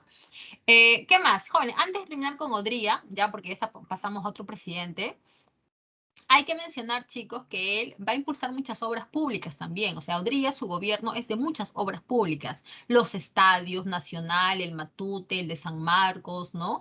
Muchos estadios, colegios también, ya bastantes colegios, como por ejemplo las grandes unidades escolares, ¿no? El Teresa González de Fanning, el Juan Alarco de Dahmer, no sé, bueno, el Melitón Carvajal, muchos colegios considerados como grandes unidades escolares, donde tenían una muy buena infraestructura y recibían a una población estudiantil bastante grande, o sea, como 1000 alumnos, por ejemplo, ¿no? Un colegio bastante grande y bien equipado, donde los chicos estudiaban desde las 7:30 de la mañana hasta las 5 de la tarde, y te daban tu desayuno, te daban tu almuerzo, donde podías estudiar una carrera técnica por las tardes para que los chicos cuando salieran del colegio supieran algo de carpintería, supieran algo de, no sé, de costura, algo, ¿no? Para que pudieran valerse, ¿no? Después de terminar el colegio. Entonces, esos fueron las grandes unidades escolares en el gobierno de Odría, entre algunas obras más que se proyectaron gracias a los empréstitos que este gobierno se hizo de capitales, ¿no? De otros, de Norteamérica.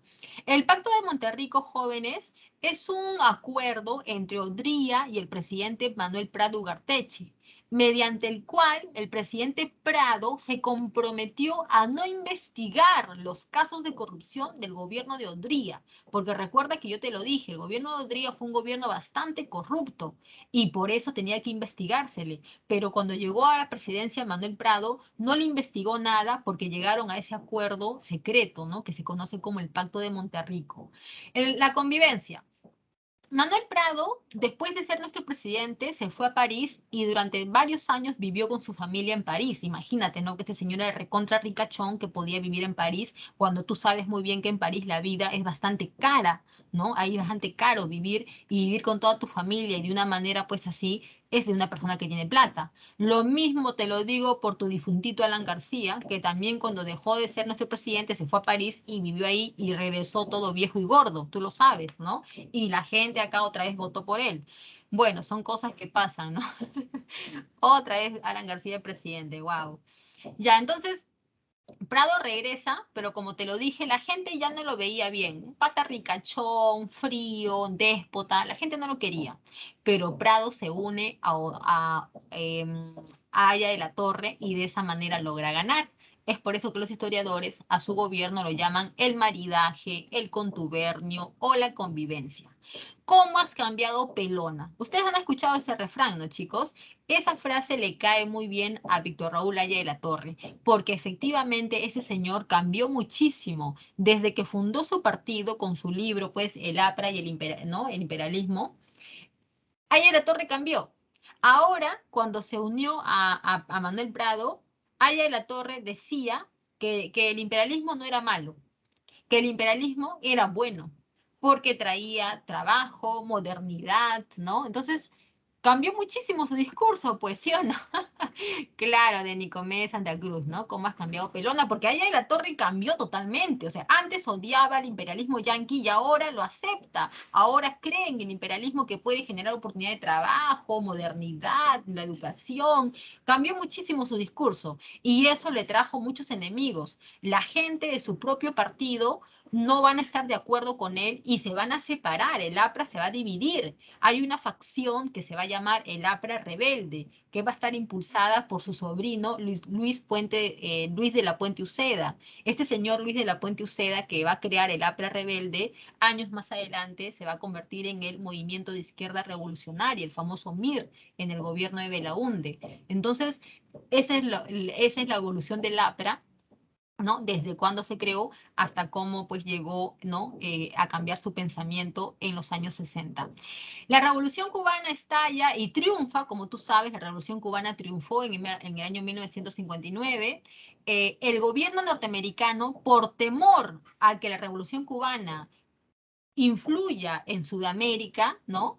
El gobierno norteamericano va a impulsar una ayuda económica que se llama Alianza para el Progreso, ¿ya? Esa ayuda económica también llegó al Perú para poder impulsar construcción de escuelas, infraestructura. Entonces, el Perú va a ser parte de esa ayuda por parte de Estados Unidos. Se crea el Comando Conjunto de las Fuerzas Armadas que une a la Marina, al Ejército y a la Aviación en un solo, ¿no? En un solo organismo, un solo cuerpo. Muy bien. ¿Qué pasa en la sierra? Los campesinos están reclamando que se les entregue las tierras, porque recuerda que los campesinos trabajaban la tierra, pero no era de ellos. ¿no? Solamente se les daba para que coman y eso, básicamente. Entonces los campesinos querían las tierras. Lo malo es que los campesinos eran dirigidos por algunos dirigentes, ¿no? Personajes que buscaban sus propios intereses, como por ejemplo Hugo Blanco, ¿no? Que este señor de bueno no tenía nada, solamente utilizaba a los campesinos para poder lograr algunos beneficios personales y de grupo. Entonces ese problema estaba muy latente en la sierra y el presidente Prado lo que hizo fue crear el Instituto de Reforma Agraria y Colonización. ¿Para qué? Para que a través de este instituto se puedan estudiar tierras que sean buenas para la agricultura y de esa manera poder, pues, no, tener más tierras disponibles para quizá entregársela a los campesinos, ¿no? ¿Qué más? A ver, se da el boom pesquero. Hay que decir que este boom pesquero fue gracias al impulso del empresario peruano Luis Banchero Rossi, que seguro que ustedes han escuchado hablar de él, ¿sí o no, jóvenes? Vamos a ver. Vamos a preguntar en el chat, ya que no les he hecho ninguna pregunta el día de hoy. Jóvenes, ¿ustedes han escuchado de Luis Banchero Rossi, provinciano que llegó a Chimbote y en Chimbote creó un imperio, ¿no? Con la que es harina y aceite de pescado de anchoveta? Era un pata recontra querido en el norte, en Chimbote la gente lo quería, tú no sabes de qué manera. Dicen que ese señor, con sus propios medios, creaba, construía escuelas y construía casas para sus trabajadores. Y la gente lo quería un montón y tenía un montón de dinero. Tenía su propio club deportivo, tenía su empresa, su propio diario, que no recuerdo cómo se llamaba, pero tenía su propio diario. Y acá en Lima lo asesinaron, ¿no? O sea, el motivo de su muerte no está muy esclarecido. Dicen que fue por un tema de amorío con su secretaria, pero eso no tiene mucho sentido para la policía. Más bien por ahí algunos dicen que el gobierno de Velasco lo mandó a matar, pero no lo sabemos en realidad, pues, ¿no? Muy bien, pues ya me di cuenta que ustedes ninguno conoció a Luis Banchero Rossi porque nadie me ha puesto sí o no, nada. Así que, es que ya pasó mucho tiempo, sí o no. Claro, los años 60 ya no conoces a nadie de esos años. Ya, entonces, nosotros fuimos jóvenes, fuimos una potencia pesquera durante los años 60, 70. Bueno, 70 ya casi no, pues porque llegó Velasco y nos tiró todo al suelo, pues no, tú lo sabes, pero sí fuimos una potencia pesquera en el planeta. El boom del azúcar, porque Estados Unidos cuando se pelea con Cuba, ¿no? Porque se pelearon, tú lo sabes que Fidel Castro llegó al poder y Estados Unidos trató de asesinarlo, porque tú sabes, ¿no? Tú sabes que el gobierno norteamericano en más de una ocasión quiso asesinar a Fidel Castro de una y mil maneras. Busca ahí en el Google, pon cuántas veces el gobierno norteamericano quiso asesinar a Fidel Castro y creo que son unas 600 veces, ¿ya? De muchas maneras, pero no lo lograron. Así que como Estados Unidos no pudo sacar del poder a Fidel Castro, lo que hizo fue bloquearlo comercialmente, ¿no? Un bloqueo comercial. Entonces el azúcar que Cuba le vendía a Estados Unidos ya pues ya no se rompió ese comercio. Y por eso que Estados Unidos ahora nos compraba azúcar a nosotros. Entonces, durante estos años también hay un boom azucarero por el tema del bloqueo cubano de su revolución. En el año 62 hay tres candidatos que participan con mucha fuerza.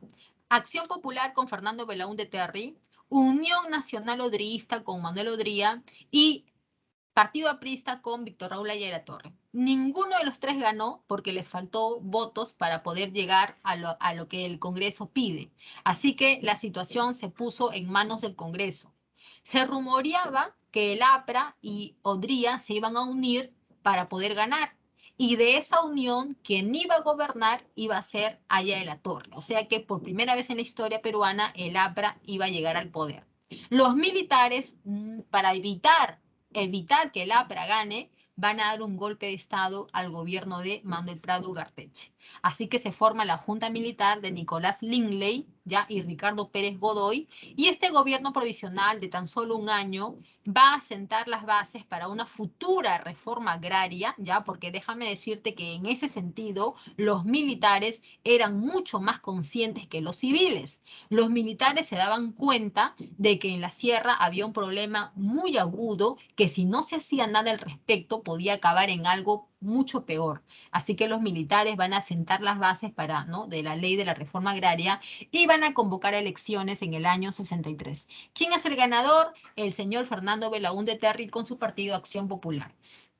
Su gobierno fue bastante inestable porque va a tener la oposición del APRA y también de la Unión Nacional Odrista.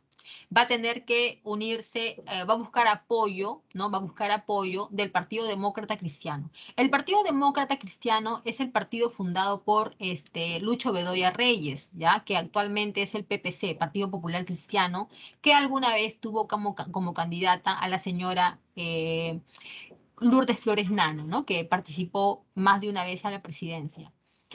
El MIR, Movimiento de Izquierda Revolucionaria, que antes era el APRA rebelde, ¿no? Cuyo líder era Luis de la Puente Uceda, el MIR va a ser derrotado. ¿Por qué? Porque, jóvenes, el MIR no es otra cosa que guerrillas, ¿ya? Eran guerrillas de influencia cubana. Entonces, acá en el Perú va a comenzar a ver, ¿no? Este movimiento izquierdista, guerrillero, y el gobierno del presidente Belaúnde van a decretar la pena de muerte. Cualquier persona que sea vista, que sea encontrada, ¿no? En estas guerrillas van a ser disparados a muerte. Entonces, de esa manera el presidente Belaúnde pudo combatir y derrotar al MIR, y uno de los que murió como parte de esto fue el poeta peruano Javier Herot, que durante, pues, que este poeta también se convirtió en guerrillero, y cuando murió, muchos poetas, ¿no? En el mundo van a reclamar por la muerte del poeta Javier Herot. Elecciones municipales se restablecen. Acá en Lima triunfa Luis Bedoya Reyes, que, como te vuelvo a repetir, fue el fundador del PPC, o Partido Demócrata Cristiano también se llamaba. El presidente Belaúnde impulsaba obras de la siguiente manera. Iban a un pueblo y de repente había que construir una posta. Entonces el gobierno llevaba a los ingenieros, llevaba los tractores y llevaba el material, ¿no? Pues ladrillo, cemento, ¿no? Y a la gente del lugar se les pedía la mano de obra gratuita. Entonces ustedes ponen la mano de obra, que no se les va a pagar, o sea, ayuden, ¿no? Y el gobierno pone materiales, ¿no? Insumos, y también a los profesionales que van a dirigir. Y de esa manera conjunta, que se llama cooperación popular, se van a construir escuelas, ¿no? Postas, ¿no? Entonces, eso, jóvenes, fue la forma como el presidente Belaúnde va a impulsar estas obras, ¿no? En distintas partes del Perú. Cuando terminaban una obra, colocaban una frase que decía: el pueblo lo hizo. La ley de la reforma agraria, jóvenes, es una reforma agraria, pero solamente para el Cusco, para la zona de la Convención, ¿ya? Por favor, escucha bien. La reforma agraria de Belaúnde solamente es para el Cusco, para la zona de la Convención. Y las tierras que se van a entregar no eran tierras potenciales, eran tierras pues abandonadas. O sea que esa reforma agraria no fue realmente con intención de beneficiar a los campesinos, sino simplemente de callarlos y para que ya no reclamen. El Banco de la Nación, creo que alguna vez te lo comenté, surgió en el segundo gobierno de Piérola. Se llamaba pues compañía, no, sociedad recaudadora de impuestos. Toda la gente acá en el Perú le llamaban la recaudadora. Y en el gobierno de Romaña, que no lo llegué a mencionar porque estamos en un repaso, en el gobierno de Romaña se cambió de nombre como la Caja de Depósitos y Consignaciones. Y ya en el gobierno de Belaúnde se convierte en el Banco de la Nación, que es el banco de todos los peruanos. Jóvenes, vamos a terminar. ¿Qué pasa con la IPC? International Petroleum Company, la IPC, era una subsidiaria de la Standard Oil Company, del empresario norteamericano John Rockefeller. Esa empresa llegó al Perú y pues tenía muchas deudas con nosotros. Nos debía por muchos años que no había pagado nada, y además en el gobierno del oncenio se le dio pues la exoneración de pagar impuestos y solamente pagaba una mínima cantidad, que ahorita pues no te lo voy a detallar, pero la IPC pagaba pues, es como decir que tú tienes una gran hacienda, ya imagínate, y tú solamente pagas 5 soles mensualmente por tu hacienda. O sea, una cosa parecida es lo que pagaba la IPC, una suma totalmente burlesca a los intereses de los peruanos. El presidente Belaúnde se comprometió a solucionar ese problema y se fue a Talara, y va a llegar al siguiente acuerdo: que a partir de ahora la IPC se quedaría con la refinería de Talara, mientras que la empresa petrolera peruana que se creó en el gobierno de Bustamante y Rivero, ya, la empresa petrolera peruana, se iba a hacer cargo del petróleo. No sé si me dejo entender. La IPC se queda con la refinería, que son todas las maquinarias que extraen, que licúan el petróleo, mientras que la EPF, Empresa Petrolera Fiscal Peruana, iba a administrar el petróleo de los peruanos. Entonces, ese acuerdo la gente le gustó mucho. El pueblo peruano estaba de acuerdo, estaba contento, bacán, el petróleo ahora es peruano, una empresa peruana se va a encargar de administrar nuestro petróleo, ¿no? Entonces, ese fue el acuerdo. Ahora, te pregunto algo. Si tú eres la IPC y tú te quedas con la refinería, ¿para qué te sirve la refinería si no tienes petróleo? Y lo mismo te pregunto si tú eres la EPF. Si tú eres la empresa petrolera fiscal peruana y tienes petróleo, ¿cómo lo vas a vender si no tienes la maquinaria que se necesita? Entonces, ¿qué hacemos? Hay que hacer un acuerdo para que yo te compre el petróleo a ti. La IPC le va a comprar el petróleo a la empresa petrolera peruana. ¿A cuánto le vamos a vender el barril de crudo de petróleo? ¿Se lo vamos a vender a $1, a $10, de repente el valor del mercado internacional? ¿A cuánto? Jóvenes, nunca lo sabremos porque una noche la página 11 fue arrancada y se dice que en esa página se encontraban los precios que se habían acordado entre la IPC y el gobierno peruano. Precios que debieron haber sido muy ridículos y muy por debajo de lo que realmente costaría un barril de crudo de petróleo, y fue por ese motivo seguramente que lo arrancaron. Más adelante dijeron de que esa hoja nunca existió, de que fue un error de tipeo, que fue algo creado por el gobierno de Velasco para tener un pretexto y llegar al poder. Y mira, jóvenes, que eso no es tan sacado de los pelos, ¿ah? Porque tú ponte a pensar lo siguiente. El gobierno de Belaúnde terminaba en el año 68, ya que justo fue el año de la firma del Acta de Talara, y estaba muy voceado que el APRA iba a participar en las elecciones y podía ganar el APRA. Entonces tú sabes que los militares odiaban al APRA y no iban a permitir su triunfo. Así que los militares dicen ahí que Velasco fue el que creó toda esta historia del escándalo de la página 11 para tener un pretexto y darle golpe de Estado al presidente Belaúnde. Jóvenes, el escándalo de la página 11 hizo que el gobierno de Velasco, pues Velasco Alvarado, tomara el poder. Vamos con Velasco. Gobierno revolucionario de las Fuerzas Armadas, gobernaron durante 12 años. Primero Velasco Alvarado, 7 años, y luego Francisco Morales Bermúdez. ¿Qué pasa con los militares? Los militares no son los de antes, no son los de antes. Ahora los militares eran una institución más fuerte, más organizada, más centrada, y tenían la influencia de la CEPAL. ¿Cómo es eso, profesora? Te explico. Los militares decían lo siguiente: en el Perú somos pobres, atrasados, subdesarrollados, porque no hay igualdad social. Toda la pobreza del Perú se genera por la injusticia social. Los pobres son marginados, son llamados indios, no se les da nada, mientras que los sectores de la capital son adinerados, tienen privilegios y controlan la economía y la política. Esta situación injusta de desigualdad es lo que genera la pobreza en nuestro país. Si logramos acabar con esto, vamos a lograr que el Perú salga de su atraso en el que se encuentra. Entonces, estas ideas los militares la tenían bastante clara, y esa influencia lo tenían del Consejo Económico de América Latina y el Caribe, que era la CEPAL, y también del CAEM, ¿no? Que era el Centro de Altos Estudios Militares. Entonces, bajo estas ideas es que el gobierno de Velasco va a impulsar una serie de reformas, ¿ya? Pero que a la larga no van a traer buenos resultados, ¿ya? A la larga no. O sea, las intenciones pudieron haber sido buenas, pero los resultados fueron desastrosos.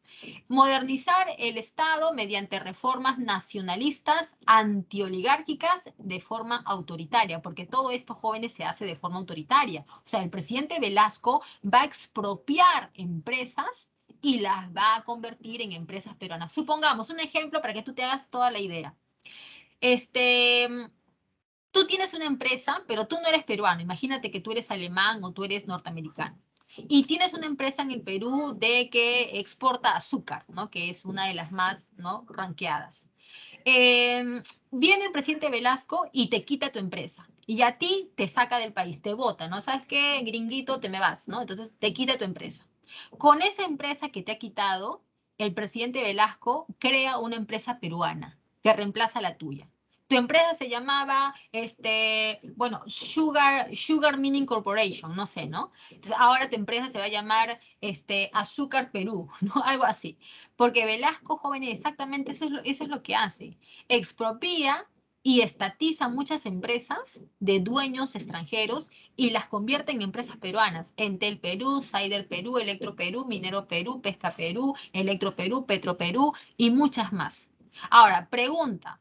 Para crear esas empresas hay que tener mucho dinero, jóvenes, mucho dinero. Número uno, porque tienes que crear un edificio para cada una de esas empresas. Tienes que comprar maquinaria, pues contratar personal, inyectar capital. Entonces es como si el Estado mismo fuera el dueño de esa empresa. Es como un capitalismo de Estado.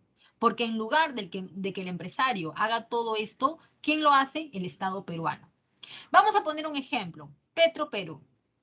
El Estado le ha puesto su edificio, ha inyectado un montón de plata, ha contratado personal, ha nombrado al jefe, al gerente general de Petro Perú. Todo lo ha hecho el Estado y lo mismo que hace con Petro Perú hace con todas las otras empresas. Pregunta, ¿qué pasa si Petroperú, en lugar de generar ganancias, solamente genera pérdidas? El presidente Velasco va a tener que inyectar más plata, ¿sí o no? Y si a pesar de eso, esta empresa sigue generando pérdidas, ¿qué va a pasar con esa empresa a la larga? Se va a ir a la quiebra. Y la plata que el Estado gastó es una plata perdida, pues joven. Es como un empresario, ¿no? Que si su negocio no le va bien, el empresario pierde todo. Y el empresario se va a la quiebra, pobrecito de él. Pero acá estamos con el Estado peruano. Si el Estado peruano no llega a tener ganancias de estas empresas, nos vamos a la quiebra todos los peruanos. No sé si me dejo entender. Ahora, ¿por qué estas empresas no generarían ganancias? ¿Por qué? ¿A qué se debe, profesora? Porque esas empresas eran muy corruptas y sus dirigentes eran unos incapaces totalmente. ¿Y por qué? ¿A qué se debe eso? Se debe a a lo que siempre en el Perú ocurre, la dedocracia, ¿no? Que esta gente que llega al poder llama a sus amigos, a su gente de su grupo y los nombra, ¿no? Y los pone a dirigir ministerios, instituciones, y esa gente no sabe nada. O sea, es como que yo soy amiga de César y yo le digo, ¿sabes qué, César? Yo soy ahora ministra de Educación y te voy a nombrar a ti como director regional del, ¿no? Tal, en tal lugar. César no sabe nada de educación, César de repente es economista, de repente es, no sé, ingeniero civil, pero como es mi amigo, yo lo nombro para que él ahí se encargue de dirigir. Y él no sabe nada. ¿Y qué es lo que va a hacer? Tomar malas decisiones, no sé, pues no, va a cometer actos ilícitos de repente, lavará dinero, no sé, y al final todos nos vamos al tacho de la basura. Entonces, jóvenes, eso es lo que va a pasar, lo dice Alfonso Quirós en su libro La historia de la corrupción en el Perú. Estas empresas solamente generaron pérdidas para el Estado peruano por la gran ineficiencia que había y la gran corrupción que había al interior de esas empresas. Resultado, el gobierno de Velasco se fue, pues, fue un fracaso y eso nos afectó a todos nosotros. Hay una reforma agraria para mejorar el nivel de vida de los campesinos. Se logra, en parte, los primeros años, porque después nos vamos totalmente a la quiebra. Pero digamos que durante esos primeros años sí se logra mejorar el nivel de vida de los campesinos, que no te puedo detallar de qué manera, pero sí se logra por un tiempo. La oligarquía peruana pierde todo porque le van a quitar sus tierras, ¿no? Por esta reforma agraria. Pero la reforma agraria, jóvenes, tampoco es un éxito, no lo es de ninguna manera. Con decirte, ya con esto terminamos, con decirte que cuando el gobierno de Velasco finalizaba, el Perú compraba papas de Holanda para poder dar de comer a la población peruana. O sea, en pocas palabras, la reforma agraria fue un fracaso tan, pero tan grande que nuestra producción se redujo de manera tal que ni siquiera alcanzaba para que nosotros pudiésemos comer. Así que ese fue el fracaso de la reforma agraria del gobierno de Velasco. Hay problemas con Chile, inclusive se llegó a hablar de una guerra que no se llegó a dar. Tuvimos acercamiento con la URSS, inclusive la URSS nos va a hacer un préstamo bastante grande para que nosotros compráramos armamento para la disque guerra con Chile que íbamos a tener. Y el gobierno de Velasco fue un gobierno dictatorial que cerró el Congreso, controló los ministerios, los medios de comunicación, inclusive trató de manipular a la gente a través del Cínamos, ¿ya? Muy bien. Morales Bermúdez, su gobierno joven es un gobierno totalmente de caos, huelga por aquí, huelga por allá, levantamiento, movilización, toques de queda, porque el presidente Morales Bermúdez fue muy represivo aplicando toques de queda cuando la población peruana reclamaba. O sea, no es justo, pues porque tú sales a reclamar porque no tienes que comer, el presidente decrete toque de queda y a la gente que está fuera de sus casas a tal hora las castigaban y pues les sancionaban, ¿no? Entonces, es un gobierno bastante caótico donde estamos económicamente muy mal y es por eso que ante una huelga nacional que hubo por parte de los policías, ¿ya? El presidente Morales Bermúdez convocó a una asamblea constituyente para una nueva constitución que se va a promulgar en 1979, pero va a entrar en vigencia en 1980. Esta nueva constitución, entre las muchas cosas que va a traer, es la ciudadanía a partir de los 18 años y el voto a los analfabetos por primera vez en la historia del Perú. Alguna vez Ramón Castilla lo quiso hacer, pero solamente quedó en debate. Morales Bermúdez en esta constitución logra que se dé el voto a los analfabetos. Llegan los años 80 y retornamos a la democracia. Belaúnde llega a ser otra vez nuestro presidente. Esta vez Belaúnde va a tener todo para ser buen presidente, pero no lo va a aprovechar. ¿Ya? Es un fracaso este señor porque tuvo todo para ser un buen presidente, pero no logró quedar en la historia como un buen presidente. Devuelve los medios de comunicación a sus verdaderos dueños, se restablecen las elecciones municipales. Acá en Lima, nuestro alcalde va a ser Ricardo Belmont, y luego Jorge del Castillo, que seguro que los conoces a los dos, ¿sí o no? Los sacas, ¿no? A Ricardo Belmont, ¿no? Y a Jorge del Castillo, los sacas a los dos, ya, perfecto. Económicamente, vamos a buscar respaldo del Fondo Monetario Internacional, pero jóvenes, las cosas no son tan fáciles, porque recuerda que el gobierno de los militares nos dejó mal económicamente. Y en el gobierno de Belaúnde no se pudo mejorar eso. ¿Por qué? Porque nuestra deuda era muy grande, ya el Perú estaba muy endeudado y a eso agrégale el inicio del terrorismo y el fenómeno del niño del año 83, que nos arruinaron económicamente mucho más. Tanto así que el gobierno peruano dejó de pagar su deuda y eso nos va a traer problemas. Vamos a recibir consejos de los Chicago Boys. Profesora, ¿quiénes son los Chicago Boys? Que parecen a los Backstreet Boys o a los New York Kids on the Block. Nada que ver. Los Chicago Boys eran economistas jóvenes de la Universidad de Chicago que van a venir a Sudamérica a hacer recomendaciones para que nosotros sigamos una economía de tipo liberal ortodoxa. Cuando te digo ortodoxa, me estoy refiriendo a lo normal, a lo regular, a lo tradicional. Y cuando te digo heterodoxo, como el gobierno de Alan García, me estoy refiriendo a un gobierno diferente, a medidas que antes no se han tomado. O sea, como que cambias, ¿no? Y no sigues el camino usual de siempre. Se implanta el INTI, moneda peruana, que luego va a ser cambiada en el gobierno de Fujimori. Hay un conflicto con Ecuador porque Ecuador nos invadió. Ecuador nos invade y los muy sinvergüenzas ni siquiera querían aceptar que nos habían invadido. El presidente Belaúnde va a ir a la zona fronteriza y los va a desalojar. Entonces, a este evento se le conoce como el falso Paquilla. Hay un mega niño, gente que muere, pérdidas materiales, gente que migra a Lima buscando pues no restablecerse acá. En fin, jóvenes, ese mega niño fue terrible para nosotros y va a traer bastante más problemas económicos de los que ya habían.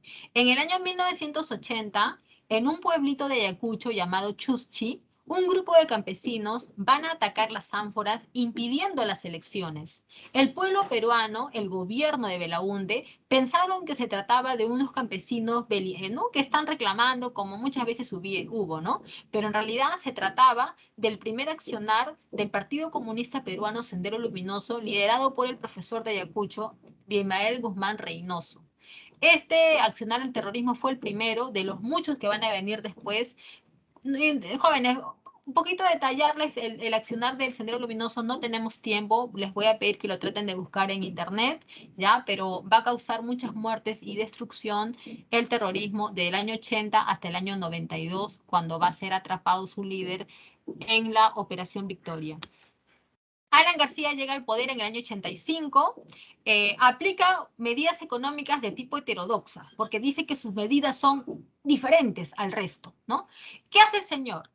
Lo siguiente, va a Estados Unidos y dice, no voy a pagar el 60% del valor total de las exportaciones, solamente voy a pagar el 10%. ¿Lo aceptan o lo dejan? Si Alan García se achoró, se achoró y no quiso pagar el 60% que nos exigían, solamente quería pagar el 10%. Como respuesta a eso, el Fondo Monetario Internacional y el Banco Mundial nos declararon país inelegible de crédito.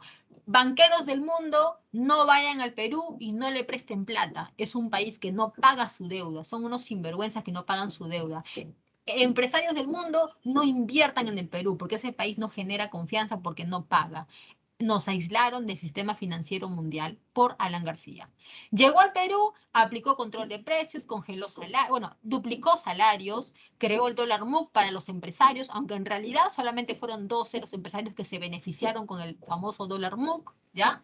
Y aplicó un montón de subsidios. Profesora, ¿con qué plata hizo Alan García todo eso? Se supone que no había dinero en esos tiempos, ¿no? Que teníamos una deuda que ni siquiera podíamos pagar. Alan García, jóvenes, se gastó toda la plata de las reservas del Perú. Todas las reservas se lo gastó, inclusive mediante el Banco Central de Reserva, Alan García hizo una emisión inorgánica de dinero. Por eso que los medios de comunicación lo llamaron la maquinita. El Banco Central hizo una emisión inorgánica que no te puedo explicar cómo consiste, de repente en tu curso de economía lo puedes preguntar a tu profesor cómo es la emisión inorgánica de dinero, pero Alan García lo hizo. ¿Por qué lo hizo? Porque en aquellos años el Banco Central dependía del Ministerio de Economía y Finanzas, así que el gobierno podía intervenir. Ahora, desde los años 90, el Banco Central de Reserva es autónomo y el gobierno ya no puede intervenir y hacer nada dentro del Banco Central de Reserva. Bueno, jóvenes, los primeros años del gobierno de Alan García fueron de bonanza. Al menos la gente pensaba eso, ¿no? Había trabajo, todo estaba controlado, pero cuando llega el año 87-88, las cosas colapsan. Ya no había más plata, ya teníamos una deuda terriblemente grande.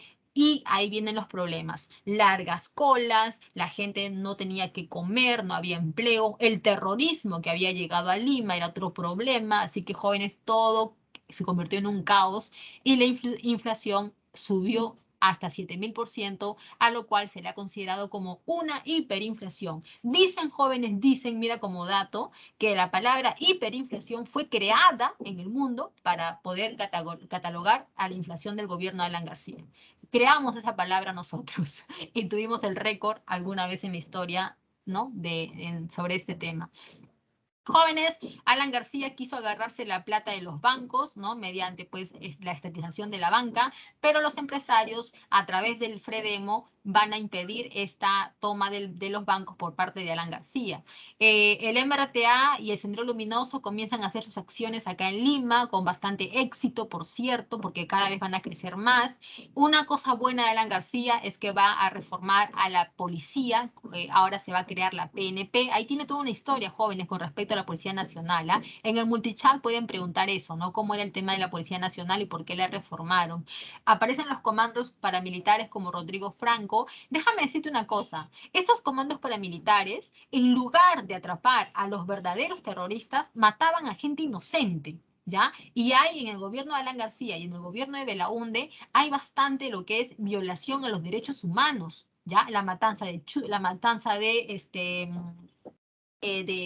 Putis, la matanza de Ayamarca, la matanza de los penales, ¿no?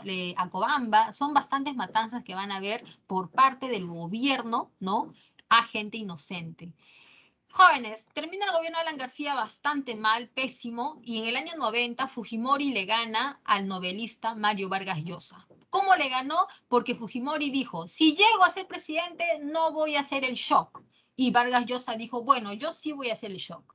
La gente confió en Fujimori y votaron por él. Y una cosa más, una cosa más. Los que votaron por Fujimori fueron los apristas, ¿ya? Los apristas votaron por él y dieron el triunfo. Es por eso que no te sorprenda la siguiente expresión.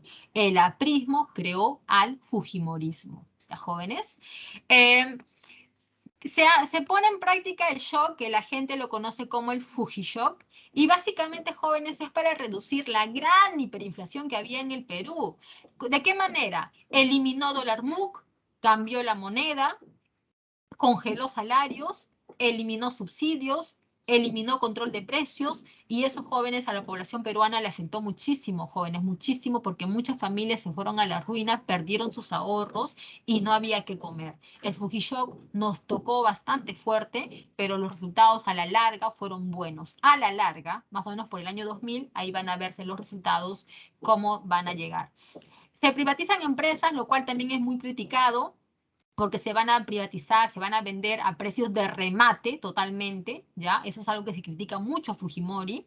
Disuelve el Congreso el 5 de abril y interviene algunas instituciones públicas, como el Consejo Nacional de la Magistratura, ¿no? El el sistema judicial, pero eso solamente, jóvenes, es por algunos meses, porque para el año 93 vamos a tener una asamblea constituyente y una nueva constitución, donde se decreta la pena de muerte por traición a la patria, la unicameralidad en el Congreso y también la reelección, pero solamente para un segundo periodo, ¿eh? Un segundo periodo. Se captura a Abimael Guzmán Reynoso y a Víctor Polay Campos, se lo recaptura, porque ese señor Víctor Polay Campos, en el gobierno de Fujimori, de Alan García, ya lo habían capturado. ¿Pero qué crees? Se escapó por un túnel de la cárcel. Cosas que solamente pasan en el Perú, ¿sí o no? Víctor Polay Campos escapó de la cárcel haciendo un túnel y pues lo van a recapturar. Jóvenes, como no tengo tiempo para explicarte lo de Abimael Guzmán Reynoso, por favor te voy a pedir que en YouTube pongas el video Operación Victoria, ¿ya? Ahí vas a ver cómo fue toda la captura. Solamente te digo algo, Fujimori no lo capturó. Si tú me dices que Fujimori capturó a Abimael Guzmán Reynoso, cocacho para ti, porque no fue Fujimori. Fue su gobierno, pero no fue él.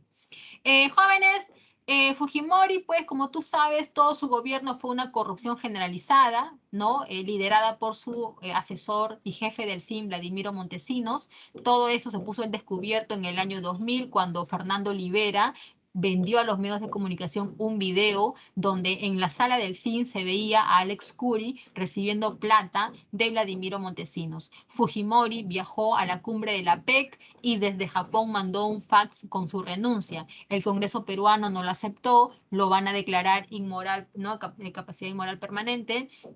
Y van a nombrar a Valentín Paniagua, que este señor va a restablecer la democracia en el Perú, este señor va a formar juzgados anticorrupción y la Comisión de la Verdad y la Reconciliación para investigar los casos, ¿no?, de muerte durante el terrorismo. Finalmente, en el año 2001 llega a gobernarnos el señor Alejandro Toledo Manrique. Su gobierno es de crecimiento económico, eso es totalmente cierto, hay crecimiento económico, pero no es inclusivo. ¿Qué significa eso? Que las clases medias lo van a sentir, va a haber más trabajo, aumenta el salario, ¿no? Pero las clases pobres, para ellos todo sigue exactamente igual. Así que es un crecimiento económico, pero no inclusivo. ¿A qué se debió el crecimiento económico? ¿A la buena chamba de Toledo? No, señores, porque este señor, para ser economista de Harvard, no fue muy buena sus medidas. Básicamente lo que nos trae esta bonanza económica son los TLCs, el fomento del turismo y el Fujishock del año 90, que a partir de ahora recién se vio sus resultados. Jóvenes, hemos terminado, hemos llegado hasta donde hemos podido, jóvenes, porque el tema ha sido, demasiado largo. Permítanme, por favor, que le dé las claves. Ahorita les doy la línea de tiempo, ¿ya? Porque siempre me olvido de la línea de tiempo. A ver, en la número 1, por favor, van a marcar la B de barco. En la número 2 van a marcar la A de avión. En la número 3 van a marcar la C de casa. En la número 4 la A de avión. Y en la número 5 la D de dado. ¿Ya, chicos? Voy a volver acá acá al material y ahí está la línea de tiempo para que salgan del video o para que le tomen su captura, ¿ya?